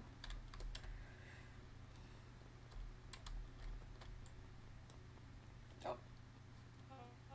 Whoa there, little buddies. You startled me. What the dickens are you up to in this part of town? We were just helping look for Rollo. Oh, you haven't heard the good news? Rollo showed up safe and sound a bit ago. Really? So where was he? It's funny, really. He just got all turned around in the woods. They can be disorienting, you know. I'm starting to get that impression. Rollo's at his house now, getting some well-deserved rest. Wow, that's a relief. You should just scurry along before you get lost yourselves. Yeah, come on, Beck. I want to introduce you. I can't wait to introduce you to Rollo. Oh, that reminds me. Luca, your grandmother was looking for you. She was worried sick. You should march straight home, I guess. Beck, your folks might be getting worried too. I'll walk you home. I need to talk with Nellie about work anyway. I don't like this. Guess all's well that ends well. I'll introduce you to Rollo tomorrow. Sure. Glad he's okay. That's sus. Rollo was safe. Was he? A wave of relief washed over Luca, which was quickly replaced by a sense of dread. Gran is going to kill me. If he hurried, he might just make it home before sundown. Chapter 4. Our harvest awaits. Thanks, I hate it. Luca took a deep breath and gingerly opened the door, steeling himself for Gran's wrath.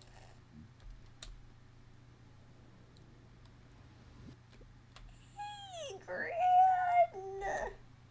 I'm home! It's all good! Everything's fine! Gran?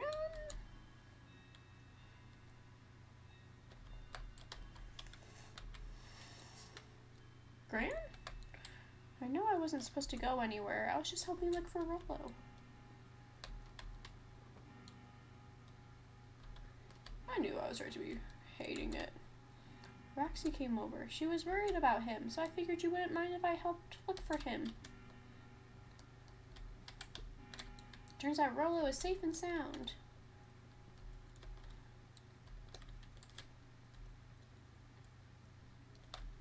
Luca was alone. The house was empty.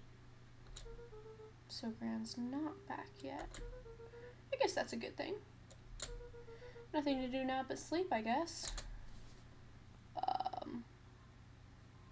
Luca was sitting by the pond, listening to small waves lap against a rock.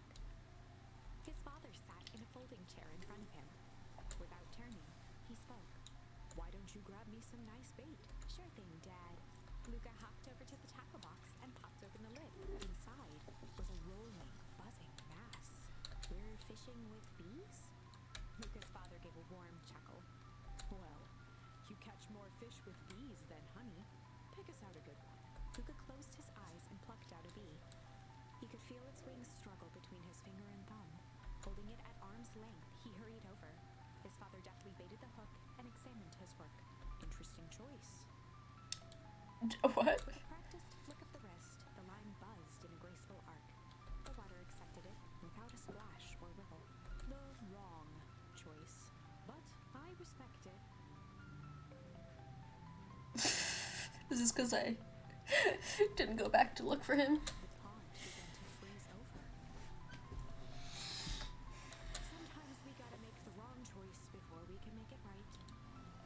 This is why I wish I could save, because then I would go back to the moment right before I entered the room, and then I'd leave and go back outside, like at the front door, and continue to look for Rollo. But instead now I might have to do the entire thing again. Pallid ice propagated across the still surface with an alarming speed. Luca scrambled back as the ground beneath him turned cold. Dad, I don't understand. Sorry, kiddo. Understanding isn't always part of the deal. That's fair. Relentless ice shot through the fishing line toward his father. Dad, look out! His father casually wound the reel. Casual. None of it's your fault, you know. Never was. Oh. Dad, we have to to pull him away. Please, you have to run. The ice crackled as it spread across his father's hands. That's the thing about fishing, Luca. His chest began to crystallize. You toss your hook in, and you never know what you're gonna pull out. A shock of searing cold ran up Luca's arms. He gave one last desperate tug. The chair tipped backwards in a single frozen mass. Luca tried to stop the momentum, but it was too late. He watched the icy form of his father slam into the hard ground, shattering into 1,000 pieces that crowded around his feet. Dad, I don't understand. What does all this mean? The gentle rustle of leaves was the only reply.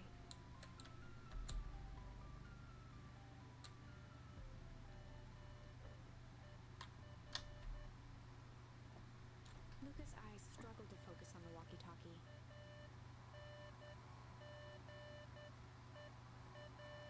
Okay, that was E. I know one is E.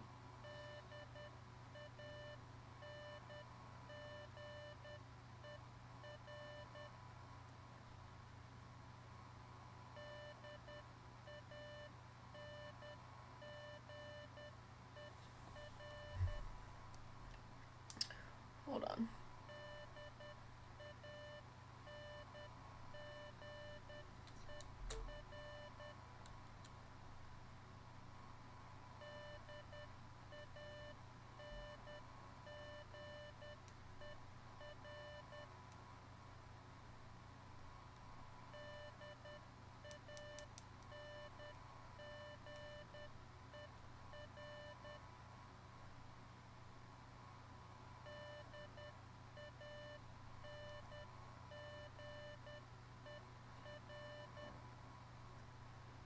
Hold on.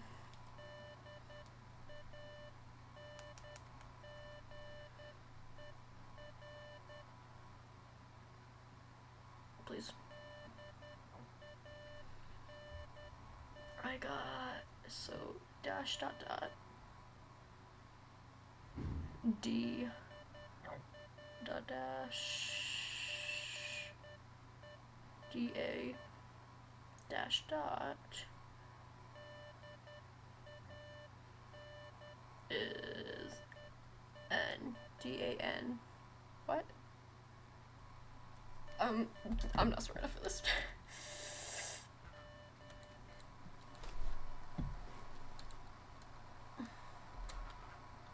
Faintly, he could hear Rollo amongst the noise. Oh. Luca! Rollo, is that you? Luca!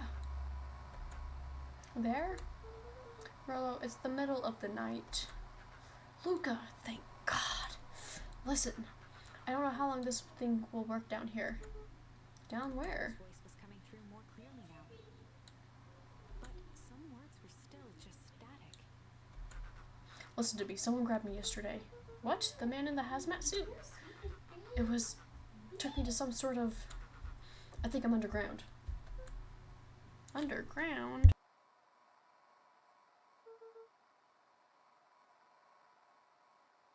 Are you okay? Kinda.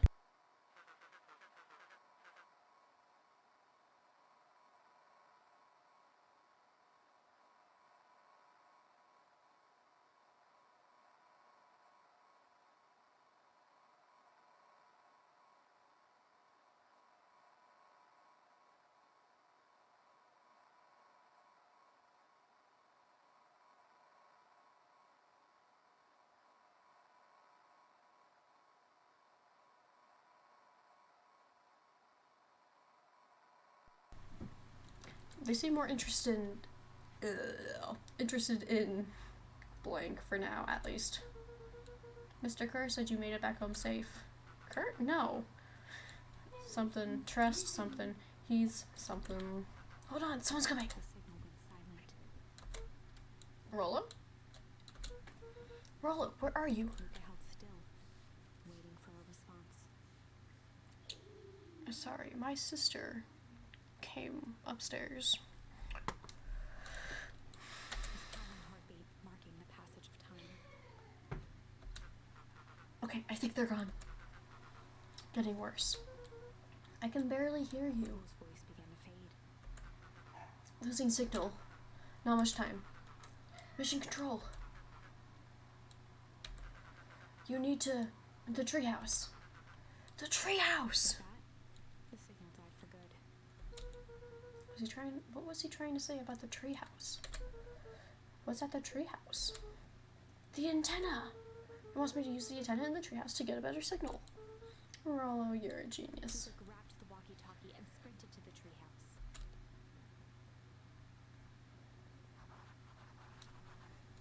Hold up the walkie-talkie to the radio in the treehouse. Luca heard a group of footsteps approaching. Hate it. He dashed behind the bushes to avoid being spotted.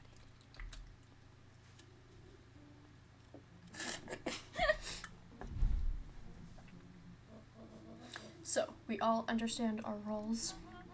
You can count on me. I still think we need more time. This wasn't the original plan. Mr. Tolliver paused, shifting his eyes to one side. We're all in danger now. I, for one, refuse to sit idly by while that danger persists. Hiram, you just keep your wits about you. Mr. Tolliver took one long, quiet breath. You're right. You can count on me. I just wish we could have made that deal with Eris Valentine. Her resources would have still come in handy. As I said, I had no time to contact her after your call this morning. Plans change. How is Luca holding up? He's fine. We shouldn't lose sight of the fact that this is all... I know very well what all of this is for. We have no choice. Operation Sparkplug has a new objective. Are we in agreement? The three shared a determined look. Good. We'll reconvene after the festival. Run, run, run.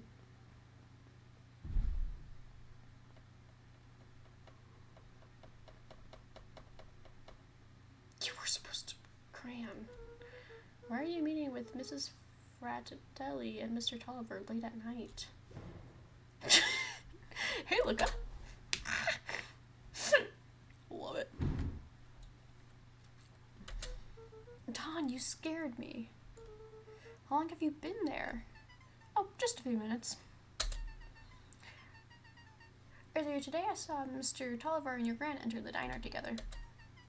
When my shift at the newsstand was over, they still hadn't left. So I used the greatest tool of any investigative reporter. Time. When they left, I tailed Amir. What do you think they're up to? Whatever it is, they seem organized and determined. They mentioned the festival. Yeah, I heard that too. Has your grand been doing anything different recently? Anything strange? She got a phone call this morning and rushed out the door. A call from Hiram Tolliver, it seems. She was either furious or terrified. Or both. Luca, be careful out there. I think we might be in the middle of a scoop of a lifetime. I will. Aren't you coming out? Yeah, I'm gonna stay out here for a bit longer. See ya, Luca. So I actually have to go to the bathroom. So let me switch screens.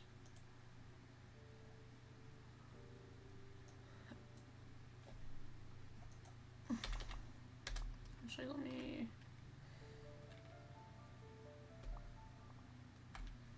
Okay.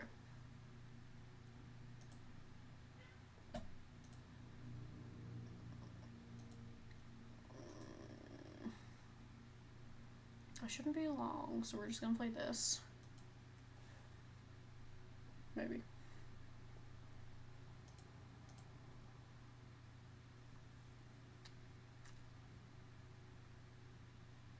Okay, I'll be right back.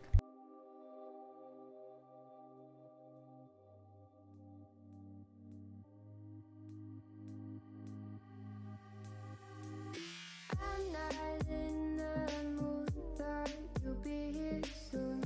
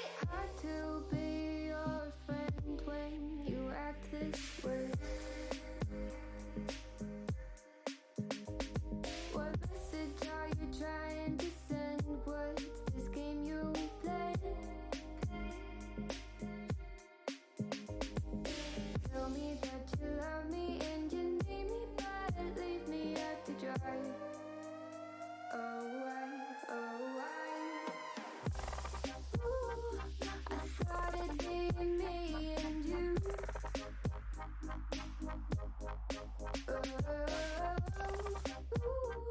I guess it wasn't true. If I only knew what you put me through, I don't deserve this.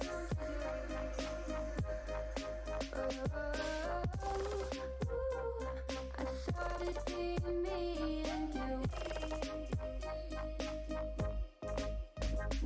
Could you still call me at the end of the day and you have nothing else to say? What do you want me to say? Try blending my inverse lines, I know you're about to be oceans away. Please quit asking me to stay. I'm weak under your grasp and my heart it won't last. No, my heart won't last. I thought it'd be me and you.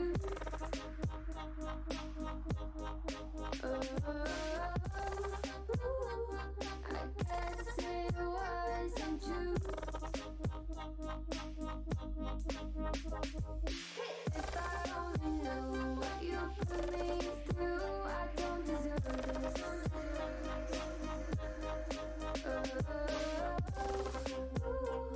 I guess there was never me and you. I'm gonna let the song finish. Teddy. My dog came up while I was gone.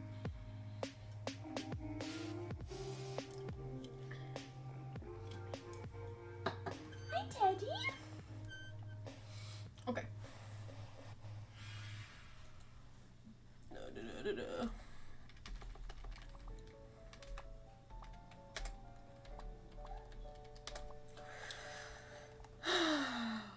Time to literally book it home before Gran finds out that we were gone. Oh, are you serious? Fine. I don't remember the way. Nope, right way. What are you two doing? We gotta look. We gotta chill for a second. Inconspicuous, you know? Okay. I did it. I changed the sign. Splendid. Did anyone see you? I don't believe so. You were right. It was simple enough to just rearrange the letters. Odd choice for a prank, though. In situations such as these, odd is good. The two boys shared a mischievous grin. I can't wait for everyone to see the big reveal. It should be quite memorable. Let's make ourselves scarce for now. Okay, we will worry about that later.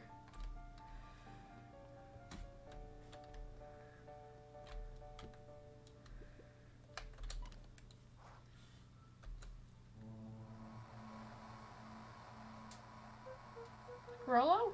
Rollo, are you there? I'm at the treehouse now, Rollo. Mr. Kerr said you were alright. I love the little tail wag. What happened out there? Just look at his little tail. Dang it, Rollo, where are you?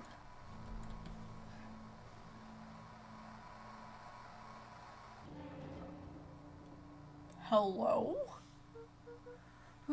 Who's there? Luca could only see a cloaked shape behind the rocket. Bet it's Beck or whatever her name was. I've got weapons in here, so you better come out right now. He strained to hear as a muffled voice began. Weapons. How could you hurt something that's already dead? Fear gripped Luca's throat. What? Maybe not her then? Who are you? What? You don't recognize me? I guess I don't even recognize myself anymore. Luca stared at the ground for a moment, trying to place the dampened voice. The figure shifted slowly from behind the rocket, revealing itself to Luca. I'm a monster. Oops. And now they hunt me like the beast I am. Iggy. Luca reached over empathetically. Iggy's tone jolted to dejected anger. Don't touch me. This is all your fault. Luca slumped to the ground, overwhelmed by guilt. I'm so sorry. I didn't mean to. I lost control. So you couldn't control yourself for a second, and I get to be like this forever? There must be a way to fix this. Oh, you gonna be my savior? Perfect little Luca saves the day.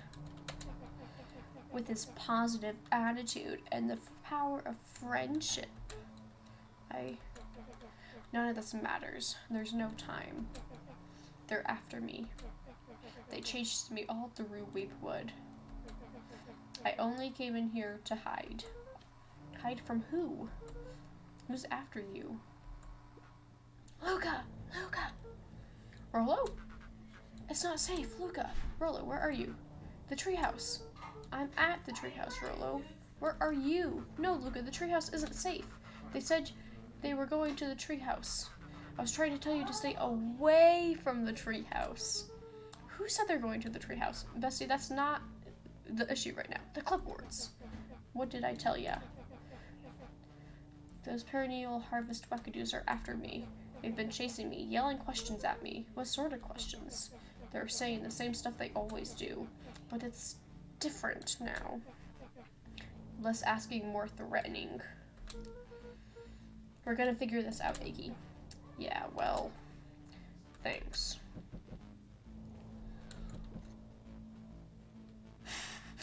Is anyone present in this arboreal domicile? Crap, they found me. Luca, what's happening?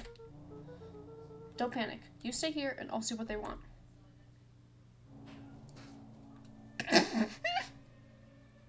Hello, Mr. Van Horn. We would love to hear your thoughts. Do you have time for an informal chat? We will be brief. No, I don't. Your time is valuable to us. Okay, so don't waste it by asking questions that don't matter. Okay, bye. Be down in just a second. Of course, of course, of course, of course. We have a problem. Look, you gotta get out of there. Who's out there? Is it them? Yeah, it's the clipboards. A bunch of them. How many? Maybe all of them? And yeah, you were right. They're saying the same stuff, but with the creepy knob cranked to 10. Might young Iggy be present? We would love to hear his thoughts. Run! Iggy slumped to his knees. I don't know what to do. I'm just so tired. Luca, what do we do? Luca grabbed the walkie-talkie and headed for the window. Oh no. Follow my lead. Luca and Iggy climbed up the back of the treehouse to its roof, where Rollo had constructed his MCDC. Ooh, this is a vibe. The mission control defense cannon. From behind the crowd of clipboards, William Kerr strode forward, a warm smile on his face. Look back up. I don't care about you. In fact, I hate you. Iggy, there you are. You gave all of us a heck of a scare. Go away. Just leave me alone. Oh, I'm sorry, Iggy, but no can do. Don't worry, though. We're here to help. Help? Then why were you chasing me? Luca, can you talk some sense into your pal here? Just look at him. He's not well. What's wrong with him? What did that gunk do to him? Well, that's a pretty honkin' big question, Luca. All you need to know is that he's sick. He's real sick, Luca. I just need you to let us up there and take care of him. You told me Rollo was okay, that he was back at his place resting. He is. Poor fella just got a little lost. That's a lie. That is a hurtful thing to say, Luca. I thought we were buddies. Why? Because he lets you ramble on like a wackadoo? Nobody likes you, you creep. Her smile faltered. Why don't you pop on down here so we can have a face-to-face? Hey, I think we're face-to-face right now. What do you mean?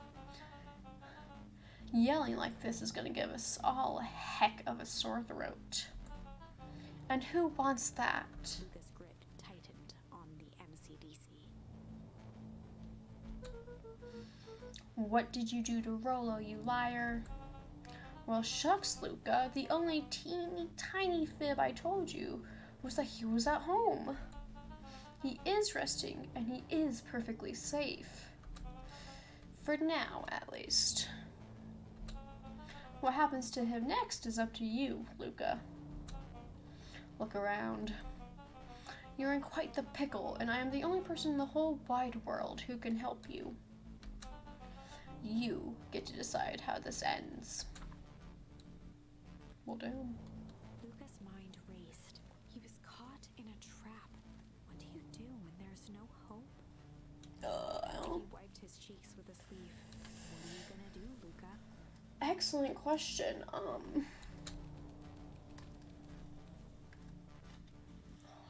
Luca drew himself up and decided to take the only option they had left. Oh! Sure. Luca drew himself up and decided to take the only option they had left.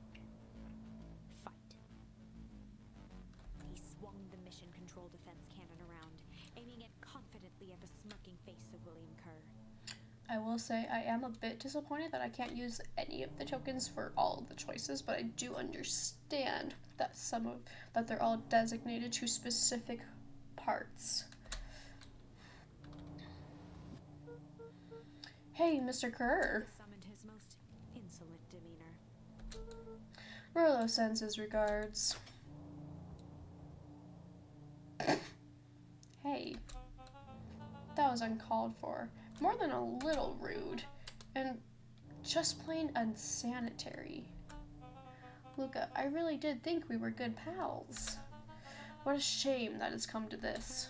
Turned his back on the two boys. End this. With a nonchalant wave of the hand, he made his exit. As the clipboards began to slowly advance on the treehouse, Luca looked to Iggy with resignation in his eyes. The end. That escalated quickly. Maybe discretion was the better part of valor here. Look, shut up. Let's put a pin in this for now.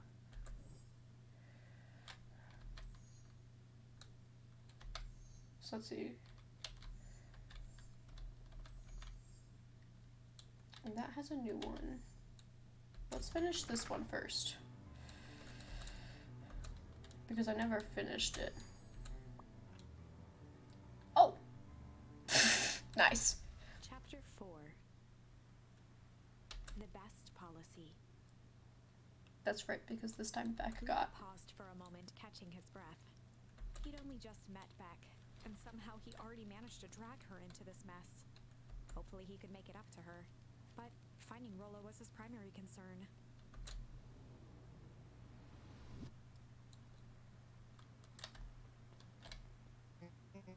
Luca, what the hell are you doing out here? And why did a kid with gray hair just run past us in a panic? Roxy and Fitz looked drained. It was clear they'd spent all day searching. That's Beck. I don't care who she is. What happened? You were just helping look for Rollo. Luca, I need you to start telling me the truth. Roxy's temper could often be dismissed as the impatience of an older sibling. But this was the most intense Luca had ever seen her. Her eyes were wild and unfocused, looking straight through Luca. We're running out of time. In a torrent of rambled words and tears, Luca broke down. Baby. Earl and I weren't just playing in Weepwood yesterday. We were investigating lights at the old Valentine warehouse. But someone was there in a strange suit, and we hid in the dumpster and had a heavy bag dropped on us. And I think it was a body. And so we ran, but we got split up. And I ran home. And it's all my fault. And now my best friend may never come back. Wow. Just wow. Roxy, still exhausted and angry, softened briefly as her eyes hunted the ground in thought. With a determined sigh, she looked up at Luca. It's not your fault, Luca. Rollo's gonna be okay, I promise. Roxy drew herself up.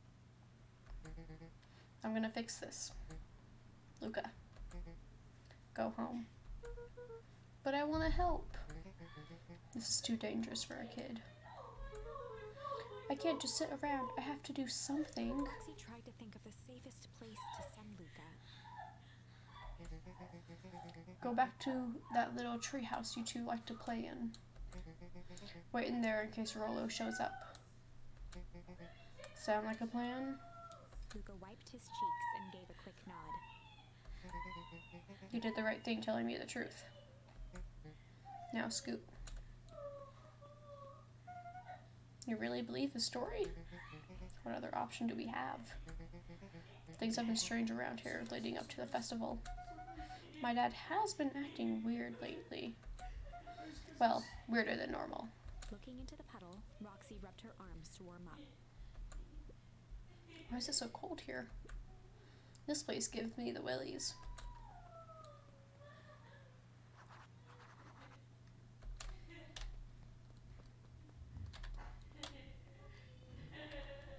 Mr. Concrete jumped with a start. Oh, hi. Whoa, don't sneak up on an old fella like that. Sorry. Who were you talking to? What? Luca motioned to the phone booth. Graham? Oh no. Oh, I was just checking because I thought I heard it ring. But the dang thing never does, of course.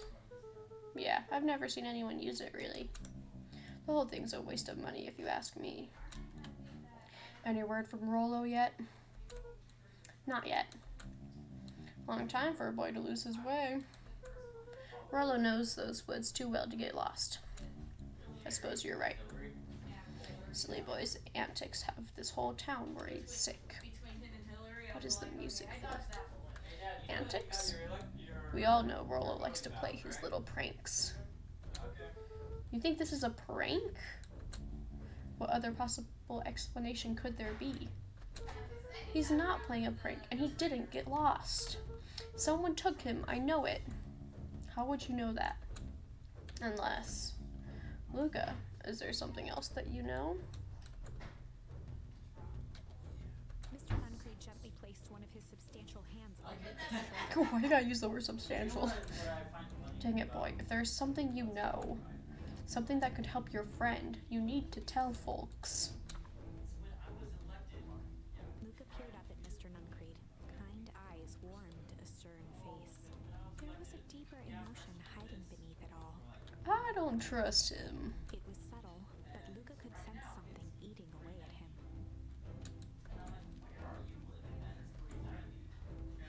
No, I guess that's the only thing I got. There was a shame lurking behind those eyes.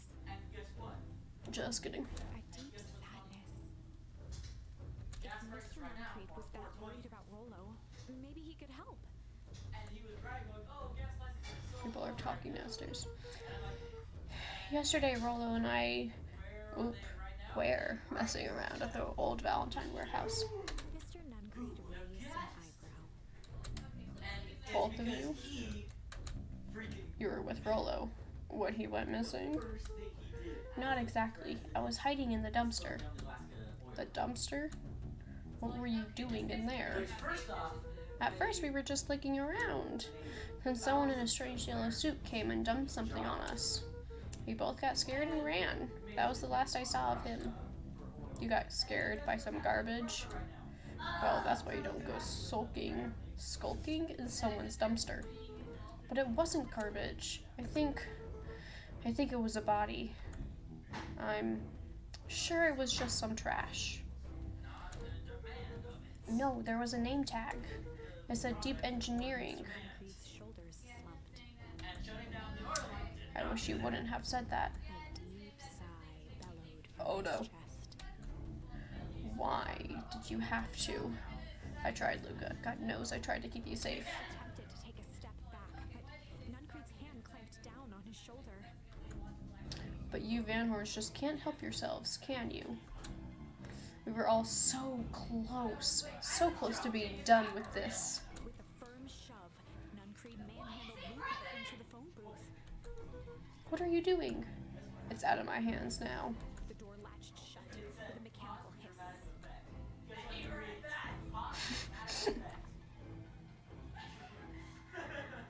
As Luca pounded the glass, the floor dropped from under his feet.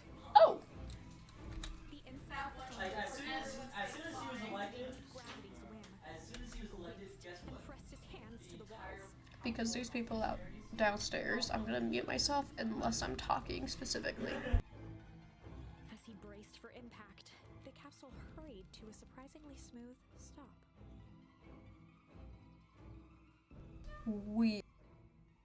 Weird. He felt a cold rush of air and opened his eyes with hesitance. Two large figures in hazmat suits occluded his view. Thanks, I hate it. Luca heard the deep, resigned voice of Mr. Nuncreed over an intercom. Thanks, I hate it. He knows too much. Thanks, I most definitely, absolutely hate it. The end. No.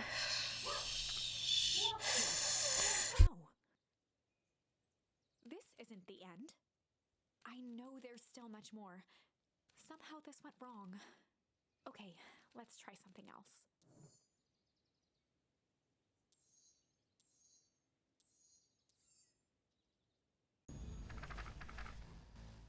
Literally the last thing I have.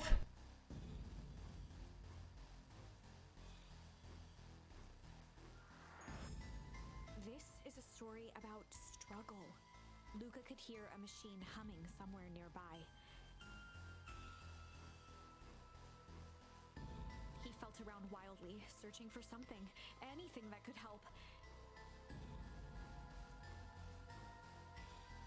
His hands found a hard object, maybe a tile? He yanked it free, lifting the cold stone.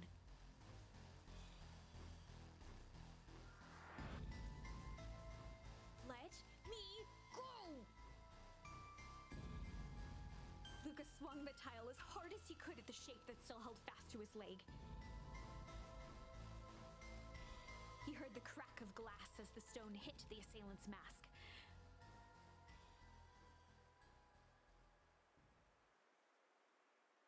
With a muffled yelp, the hand let go. Luca was free and scrambled to the door. He never looked back once on the long run home.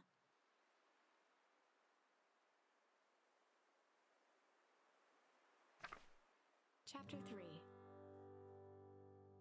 Everything's fine. The next morning, it was quieter than usual at the breakfast table.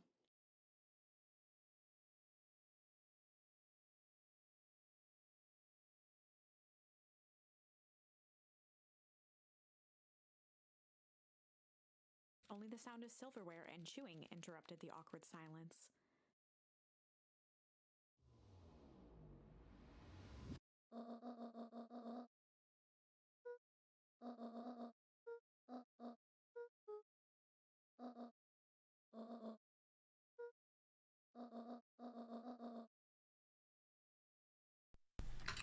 Well, I was skipping through this because I thought I knew what was going on, but apparently not. Taking your toy with her. Well, of course.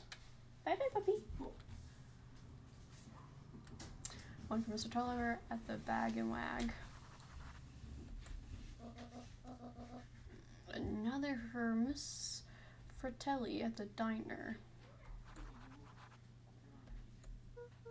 Oh, and Mr. Nuncreed. He said he wanted some more. I suspected as much.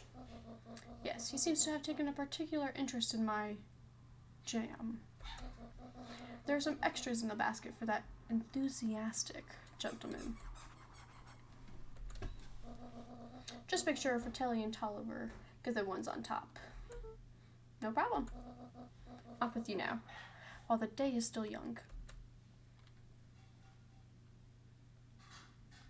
So then he wasn't talking to Gran, because Gran would have gotten the phone call now. Oh.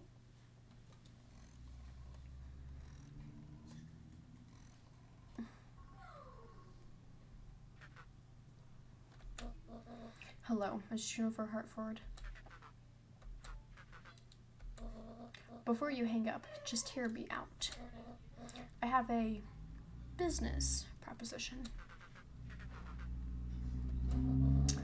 The simple matter is we both have the same problem that needs solving. Very well. We can meet tonight.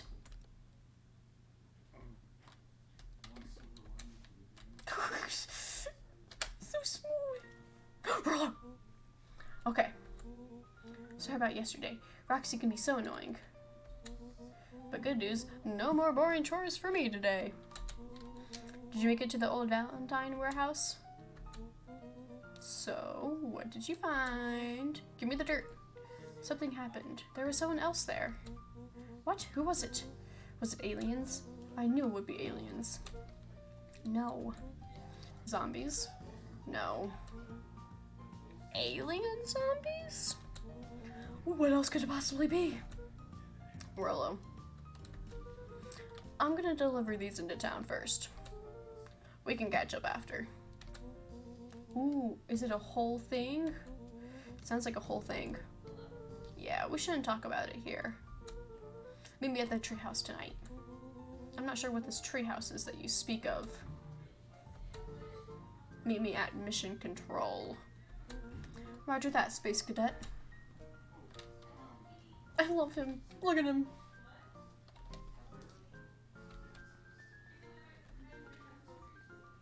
So I don't actually know where I'm going.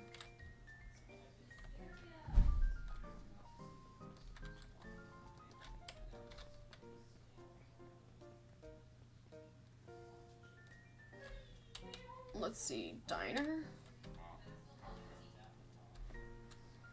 Oh.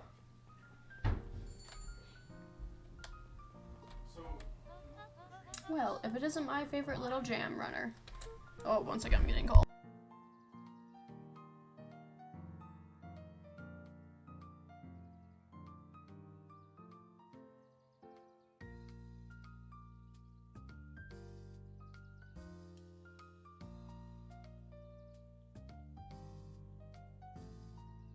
I must go help with groceries. So, I will be right back. Every now and then they have state dances. So that's... maybe if it wants to load.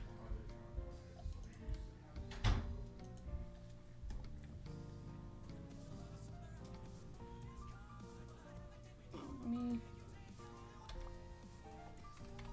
Mooch. This. Okay.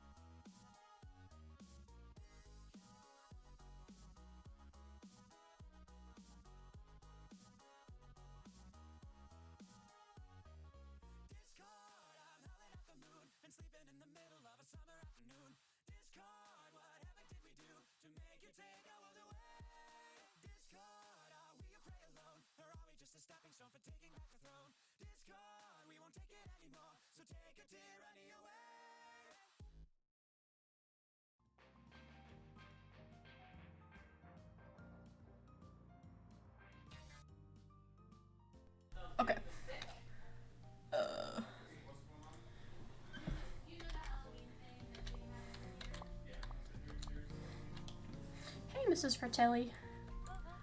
Look at you. She leaned forward and pinched Luca's cheek. Thanks. You're all skin and bones. Is your gran not feeding you? She is. It's just, I understand. You know, I taught your mama how to cook back in the day. You may not even remember, but you and her used to help out in the diner. See that picture over there? That's you helping your mama back in the day. So cute, running around in your little apron taking orders. The whole situation just breaks my heart, what happened with Eleanor. Oh! I got a feeling she's out there somewhere, yearning to be with you again. Are you suggesting that I need to be killed to be with her? Or like captured, whatever. Few things in this world can keep a mother from her son. Luca shifted the basket uncomfortably. Yeah. Oh yes, let's see here. Mrs. Fratelli lifted the cloth and inspected the jam. Ah, they even have my name on them. How thoughtful. She carefully lifted out her jars of jam. You tell your gran hello for me, Luca. Will do. What else do I have? Mr. I don't know where. We'll find out, I guess.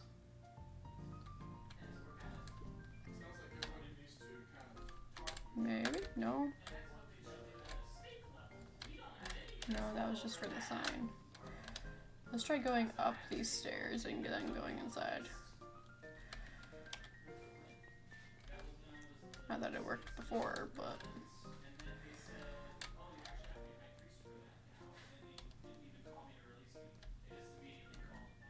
oh, there we go. That's because he wasn't here before. At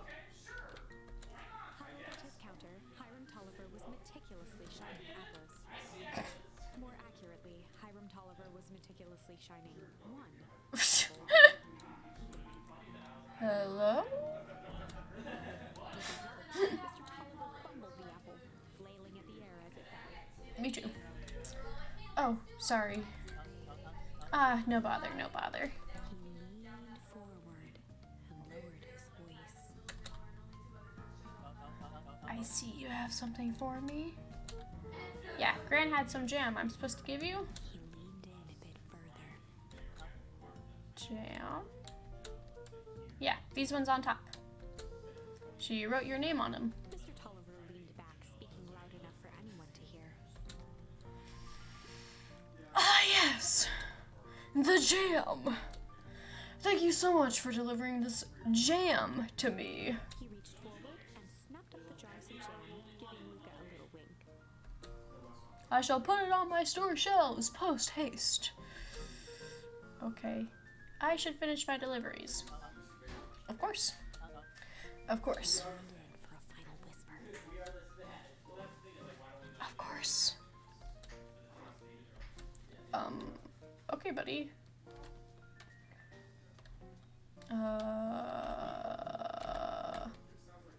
It was this way, right? I don't remember.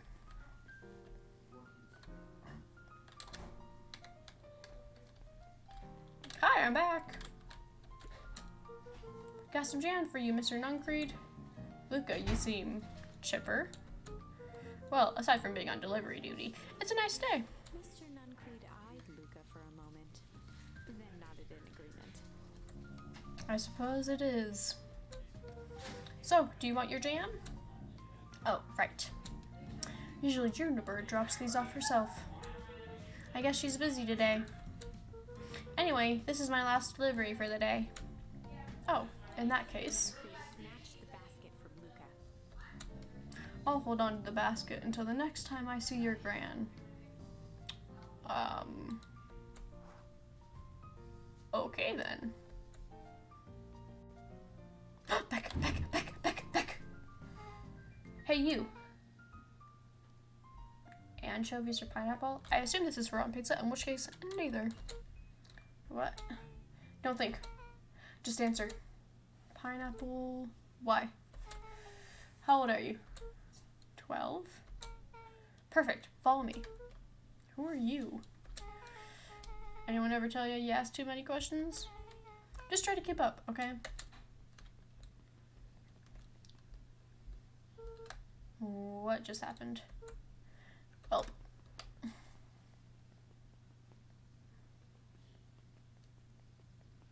Oh, people I didn't talk to before. Hey, what a crazy coincidence. Here's my new friend I was just telling you about. Oh, that's wonderful. Yep, we just hit it off. Oh, really? Get this. His favorite pizza topping in the whole world is pineapple. Oh, and what is your new little friend's names? Eyes with Luca. That's the, hint that you introduce yourself to them instead of Beck introducing you to them. The look on her face was equal parts expectant and desperate. Luca Van Horn, nice to meet you. I'm Nellie, and this is Alana. We're Beck's parents. Beck gave Luca a quick nudge. Oh yeah, Beck told me all about you. Already feels like we've known each other for years. So you can both stop obsessing about me making friends. Oh darling, we never doubted you. It's just that, for children with fewer than 5 close friends, the probability of stunted development doubles. Okay. Well, 1 down, 4 to go, I guess. What Nellie means is that we just want this move to be as easy on you as possible. You can relax. A friend has been friended. This calls for celebration. Luca, you must join us for dinner tonight. Dinner? Wow, another coincidence.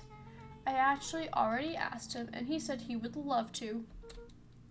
It's just wonderful. In that case, we should pick up some groceries.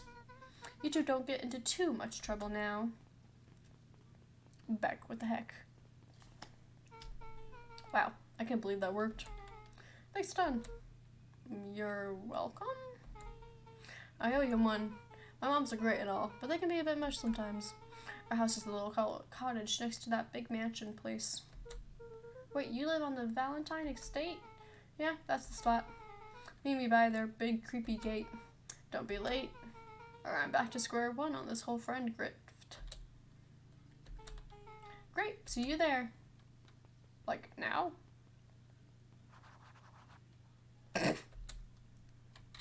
Do I not have to...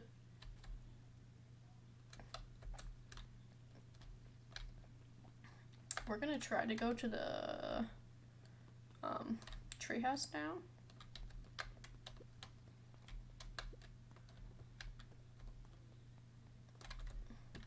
Yeah, that's what I thought.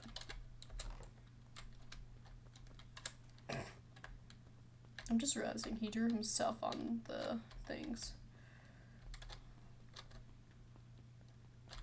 Can I even go in here? No.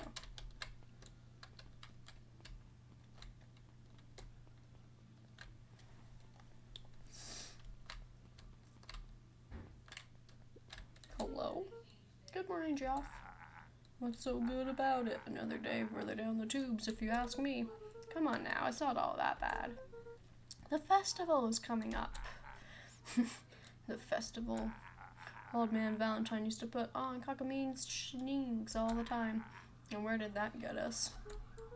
Well, it's perennial harvest putting on this one. I just heard sirens. And they're doing it for the whole town. As far as I can see it, the difference between the old Valentine company and this new perennial harvest outfit Jeff dug through his pockets for a bit. is the difference between this empty soup can and this brown banana. But those are both garbage. Exactly. Okay, bye!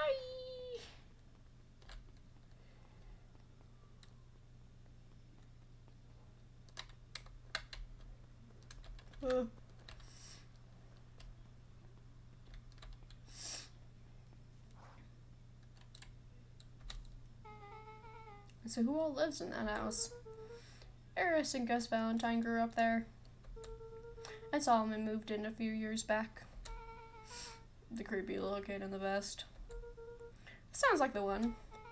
So, just 3 people live in that huge thing? I bet a bunch of shady stuff happens all the time in a place like that. Not really. The Valentines pretty much keep to themselves.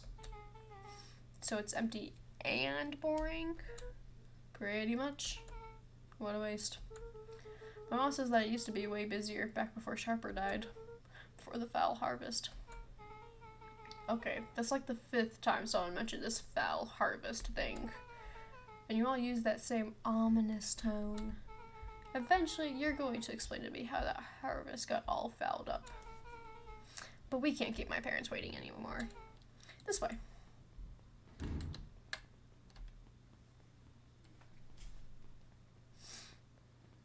Say, where am I? But then I appeared. Most kids would have just ditched me by this point. Why are you still here? You look like you could use some help.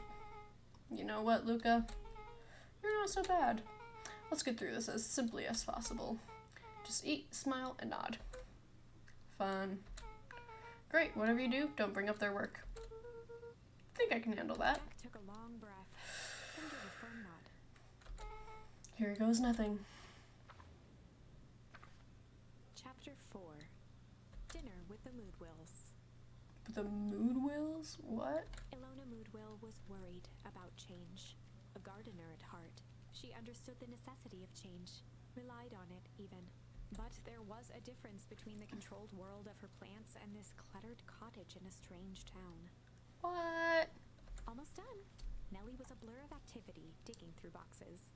Sorry, love. Couldn't find the dishes. We'll have to make do with paper plates. Yeah, that's fine. Dinner went by without much conversation. As she watched Beck and Luca finish up their pizza, Ilona let herself relax into the chair. The things she cared about were still here. Nellie finally had the job of her dreams. Beck was beginning to take root. Ilona's task was simply to tend to them. She could do that. I like the way this goes. So, Luca, tell us a bit about yourself. Where do you live? Oh, I live with my grandma. Over on the other side of the river. Your grandma. Where are your parents at? Beck. Manners. It's alright. My dad passed away in an accident at the fertilizer plant 6 years back. Oh dear. My mom's been missing for a few months now. Like, missing? Luca's eyes were fixed to his plate, pushing a chunk of pineapple around with his finger. Nellie was the one who eventually broke the silence. Luca, how did you like the pizza? Oh, it was good. Very good. Normally we'd have put more effort into dinner. He nervously gestured toward the boxes. We aren't fully settled back in, and Beck had mentioned that it's your favorite. I'm sorry. Are we just skipping the part where he said his mom was missing? Beck. I'm sorry, Luca. This move has us all a little tired. Luca wiped his face with his sleeve. No, it's fine. So, Beck said that you moved here for work? That was the one thing you were not supposed to do. Beck gave Luca a swift kick under the table. I mean, what brought you to Beacon Pines? Oh, you were right the first time. We're here for work. Nellie won't tell you this, but she's a brilliant chemist. I don't know about brilliant, but I do love it. She's brilliant. Perianal Harvest just made her their newest lead research of deep engineering.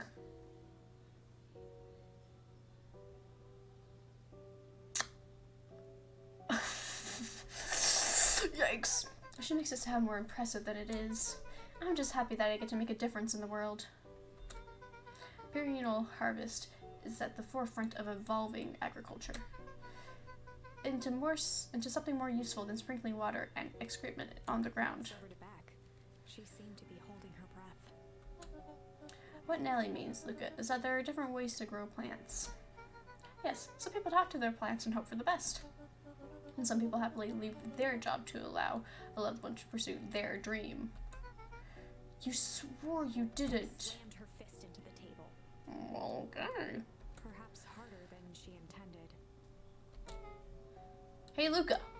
How about some dessert? I actually have to meet my friend Rollo soon. Luca glanced outside to gauge the time. The sky was darker than he expected, filled with ominous clouds. Looks like there's a storm brewing. I should get going. Oh, I didn't think there was any rain in the almanac. Yeah, almanacs aren't that useful around here. He wiped his mouth one last time with his napkin and started to get up. Thank you all for the pizza. It was really good. See you at the festival, Beck.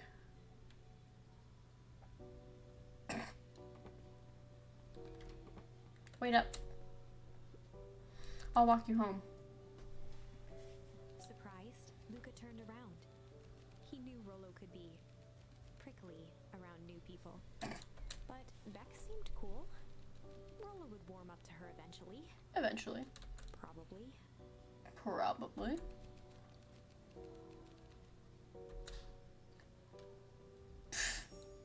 Luca began to respond, but the sky answered for him as the clouds above began to rumble with ominous thunder.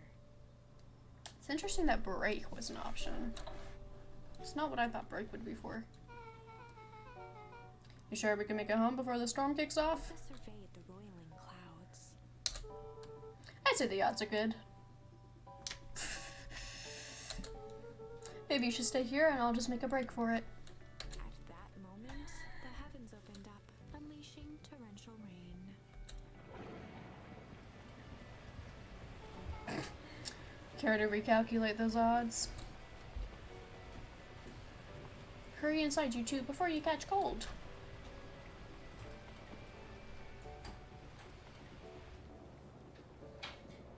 Luca, Nellie will keep trying to reach your gran on the phone. In the meantime, you two hold tight. Sorry, not much to do up here. Most of my stuff is still in the boxes. Mind if I poke around? Be my guest.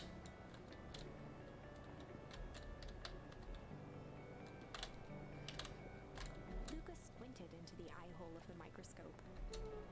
This looks wild. What is it? Gum? Gum? Luca adjusted the slide with his fingers to get a better look. I'm tracking the structural integrity of gum with increasing amounts of chewing. Shoot that one for 47 days. Luca wiped his hand off on his sweater and gave a nervous laugh. Huh. It's weird, I know. Luca looked down, timidly tapping the ladder with her feet. You think it's weird, don't you? A little. But weird can be cool.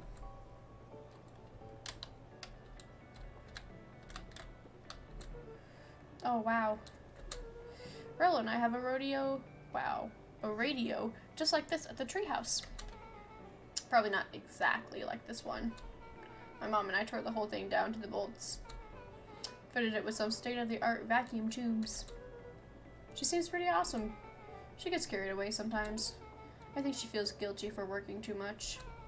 So when she does have time for me, she showers me with high-tech overcompensation. Luca flicked at one of the toggles. I bet you can get all sorts of stations on this. Not out here in the boonies. You wouldn't believe the stuff I could pick up back in the city. But around here, it's all farm reports and static. Ah, shucks. Luca bent down to examine the bouquet of wilting flowers. Judging by the odor, they were well past their prime. He flipped open the attached card. Happy trails from Coach Walker and all the Fairview Condors. Boy, you weren't kidding about poking around, huh? Oh, sorry. Was this from your old school? The most recent one, yeah. Some schools gave me going away cards. Some did flowers. When they're really trying to feel good about themselves, they do both. So you've moved a lot. Yeah, that's the thing with having a brilliant parent. There's always a better job somewhere else. These flowers would last longer if you put them in some water. That's sort of the thing that I would do if I cared. Well, you cared enough to keep them is all. Luca, can I ask you something? Of course. That's not safe. As someone who had a loft bed, I know that's not safe. Dang, did that hurt? I'll be honest, that hurt more than I expected. Well, at least you looked cool doing it. Beck took a moment to watch the rivulets of water running down the window. I ship them. Do you ever feel alone? Like, even when people are around? Well, Rollo can be pretty absent-minded sometimes. I'm serious. Does it ever feel like your family doesn't care what you want? It didn't used to feel that way. I know Gran loves me, but sometimes when she looks at me, it's like she's looking at a problem. Luca took a deep breath, exhaling slowly. I know the feeling. How do you deal with that?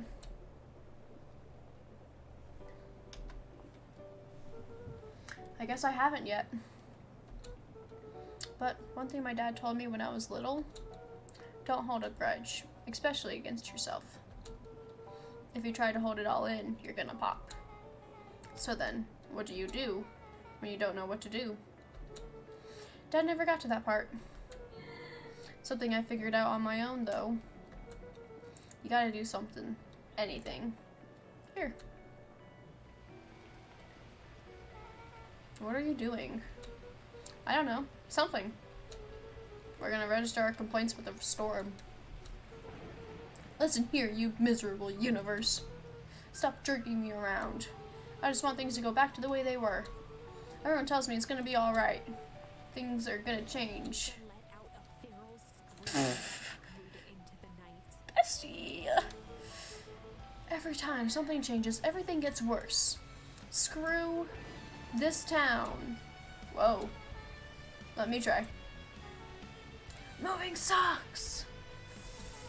I hate it. I hate that I hate it. Why can't I just deal with it and be happy for my mom? Why can't we just stay somewhere? Ah! Her voice dropped to a trembling whisper. I just want to be a normal kid.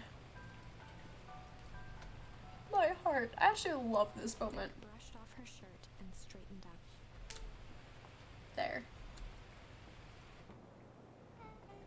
Wow.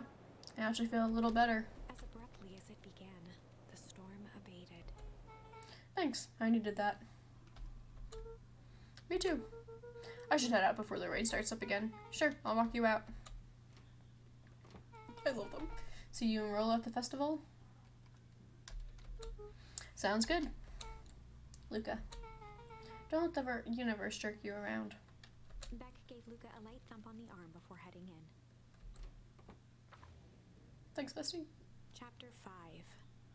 Did I reach chapter 5 before? I don't know. Friendly feud. The air was heavy with the hard rain's residue, the smell of wet things. Despite his dreary surroundings, Luca felt at peace. He'd never shared those details about his dad with anyone, not even Rolo. But it's not like this changed anything. Rolo was still his best friend. Yeah, of course. Adding Beck to the group would help balance things out. Everything's better in threes. I do like the number 3 more than the number 2. Luca told himself as he headed to the treehouse. I think it's fine. I'm sure Rolo's not gonna feel the same though. Hello? What are you doing over here? Hey Don, tracking down a lead? You bet. Heard a juicy new rumor. Turns out, when Sharper Valentine died, he left a particular last will and testament. Peculiar how? He didn't just give his kids an inheritance. There were conditions. Like what? The document stipulated that Harris had to take on a child as her ward. A kid our age. He just showed up to town one night with a lawyer. Solomon? Bingo. So Eris was forced to take care of him? I see, so he is adopted. Yep, or she would have lost everything. Why would Sharper care so much about some random kid? Rumor has it old Sharper sowed some wild oats. That explains the way Eris treats him. Poor Solomon. How did you find all this out? A good reporter never reveals her source, Luca. Fair. They glow! Probably not dilly dally, gotta get to the treehouse. No, I was... Can I? No, okay.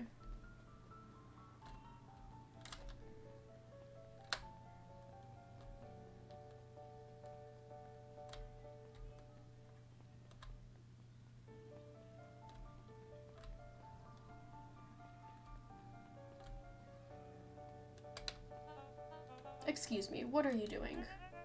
Just locking up for the night, sir. Oh, wonderful. I can only assume this means all festival preparations have been completed ahead of schedule. Not exactly, sir.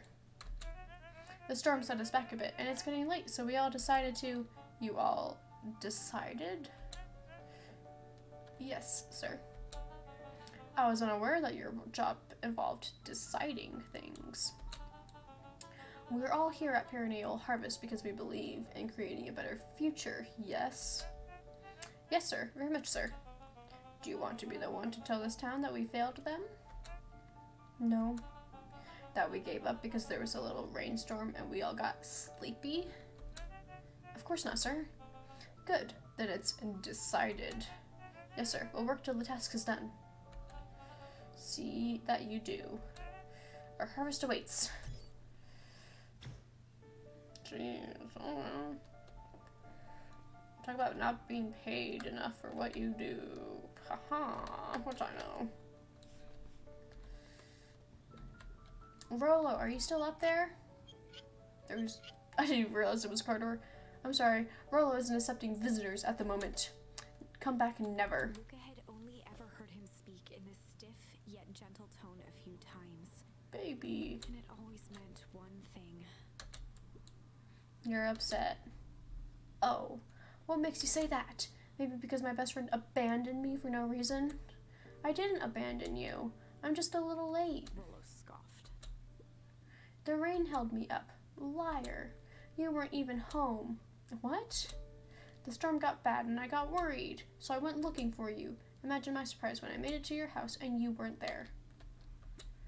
I hadn't made it back yet. I'm not a fool, Luca. It doesn't take all day to deliver some jam. No, The storm rolled in out of nowhere, and I got stuck after dinner in Beck's... Luca stumbled on his words, knowing he'd said too much. Beck? Dinner? What the heck is a Beck? She's a new kid in town. She's actually kind of cool. You'd like her. She needed help convincing her parents that she made new friends. New friends? I spent all day waiting for you, and you were off making new friends? It's not like that, Rollo. You know, while I was waiting, I made some upgrades to mission control. It was gonna be a surprise, but you took so long, the storm knocked it all down.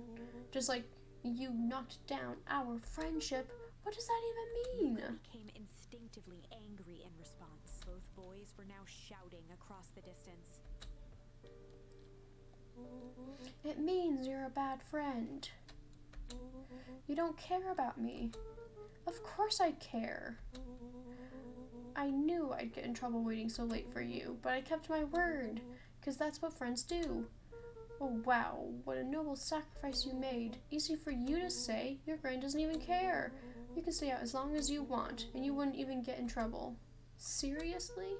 You're acting like I chose this? If that's what you think, then maybe you're the bad friend. Changed to a calm, yet more intense anger. Oh, maybe Pa's right. Storms bring in more than water. This one brought out the real Luca. Stop quoting your Pa's nonsense like it means anything. Yeah, well, at least my Pa is still... The words hung in the cold night air. Joe's stomach dropped, knowing he'd crossed a line. But it was too late. Luca, Good night, Rollo. Dang it.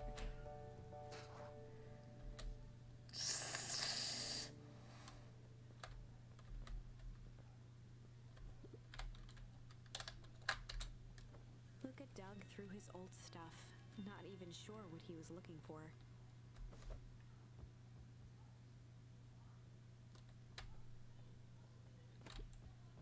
Rollo. What a jerk. Called me a bad friend. Ooh, I'm Rollo. Look at me and my amazing family. Ooh, maybe.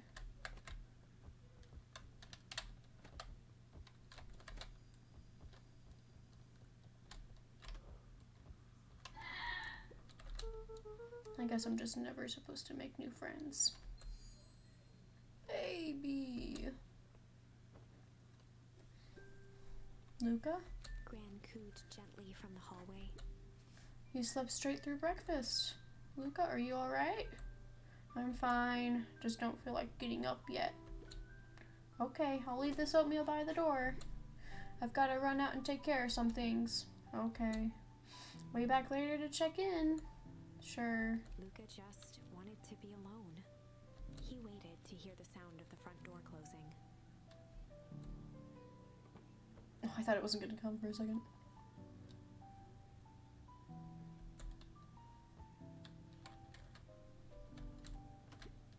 I bet Rollo's still gonna go to the festival. He's gonna be miserable.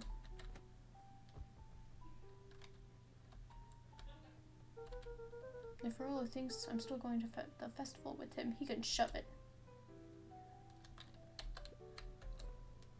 Luca dozed off again. I thought we were gonna go with Beck.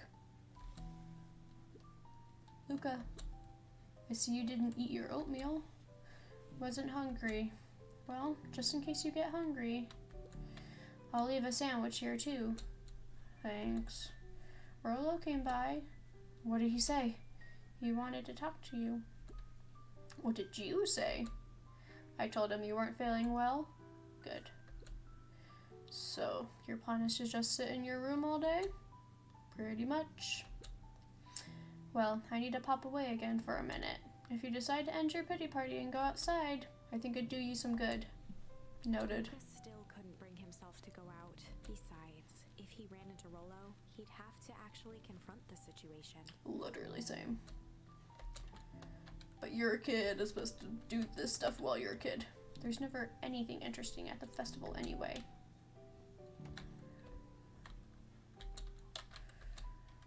What? Do I have to kick the ball over there?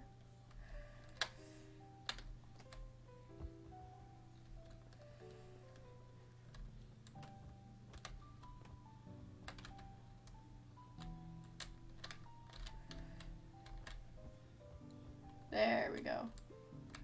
The Adventures of Hank Atomic. The complete first volume. Luca carefully opened the cover and began to read. Rollo had received it for his birthday. A special hardcover edition with behind-the-scenes commentary and bonus art. Rollo Those are always the cherished best. it, but asked that Luca keep it at his house. Luca wasn't sure if it was because Rollo didn't trust himself with it, didn't trust his sister around it, or just wanted an excuse to come hang out at Luca's more often. Whatever the reason, Luca didn't mind. All of the above, probably. It stayed right there where Rollo had stashed it ever since. Now, at the foot of his bed, Luca lost himself in the pages.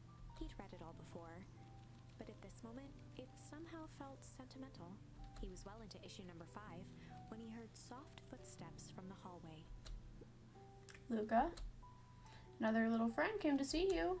A girl named Beck Mode. I don't remember how it was pronounced. She said she met you yesterday. What'd she say? Is she here? She was just dropping by. I told her you weren't taking visitors today. Oh. She seems nice. Yeah. You had a fight with Rollo, didn't you? Can I come in? Maybe later. Alright then.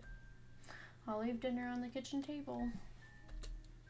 In case you want a bite before bedtime. Without realizing it, Luca had pouted away the entire afternoon. Phil.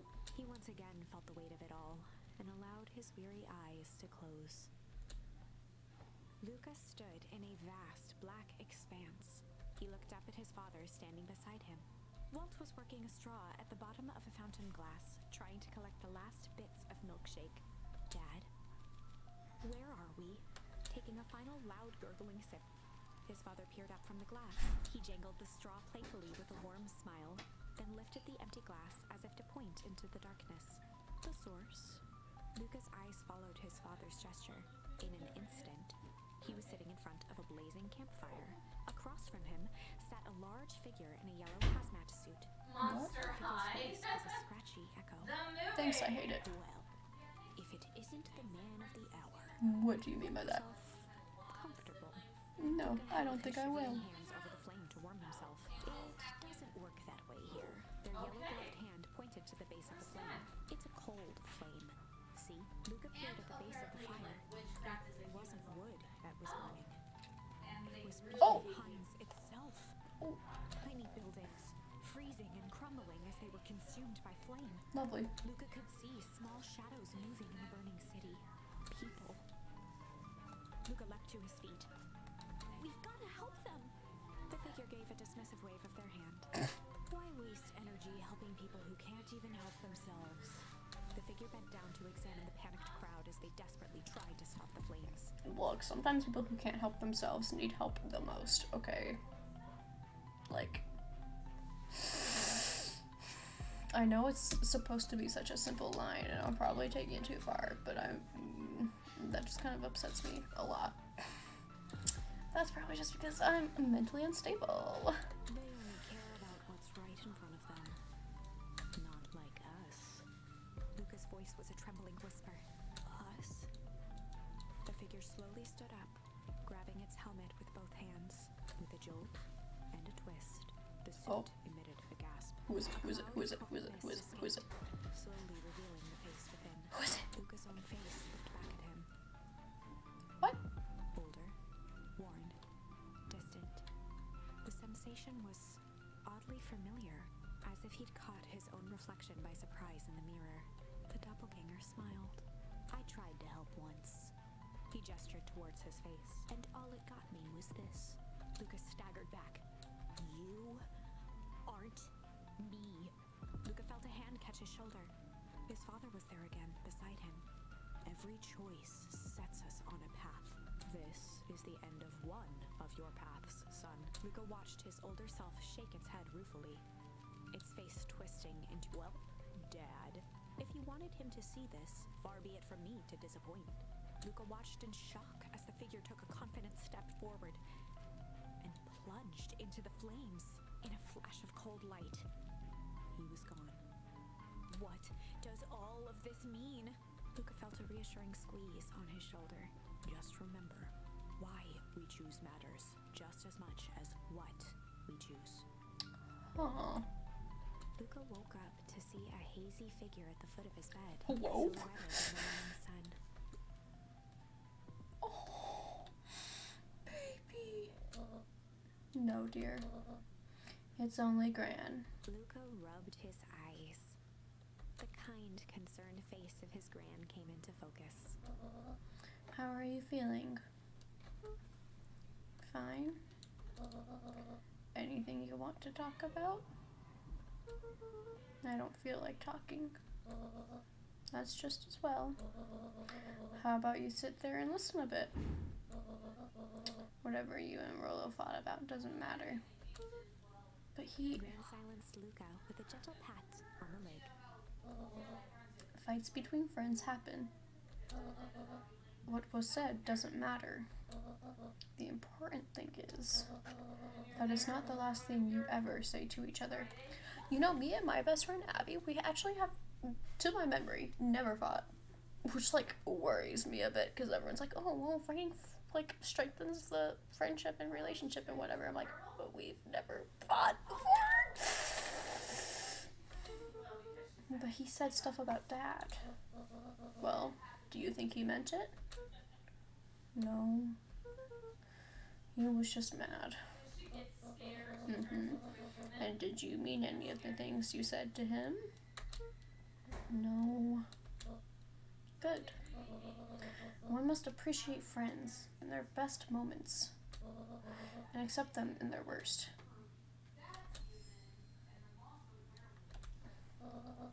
Now get your little butt out of bed. The festival's today. You don't want to miss that, do you? I guess not. Seems like a good opportunity to make amends with Rolo, doesn't it? Luca gave a reluctant nod. So buy him a corn dog and apologize. But he's the one that... What did I just say? Buy him a corn dog. That's a good boy. Everything's better with corn dogs. Agree to disagree. I need to get going now. Got some last minute festival business to take care of. I'll come find you at the fountain a little after lunch. Alright. I love you, Luca. I love you too. Luca took a deep breath. Okay.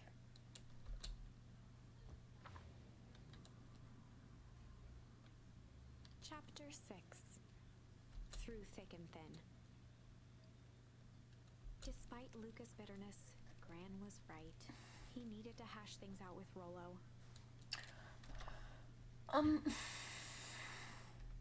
Does it just automatically save?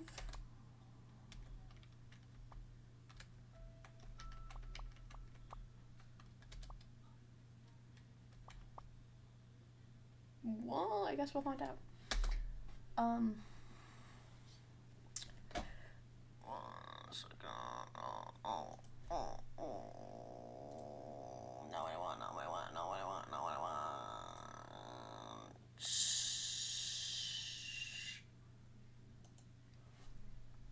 Maybe? If it wants to play.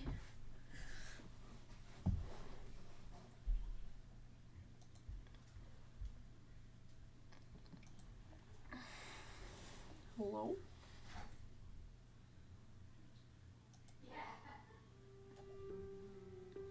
Alright, thank you guys for watching. I will see you next time. Why not find someone to raid? While this plays. Emerson! Yeah? Come move your clothes along. Okay. I'm just kidding. It's not that I want to take over the washer, although I do. I can wait till tomorrow. I just need you to move yours along. Okay. So that I know you have another load. 1 second. Okay, well, let me do this first because I might as well.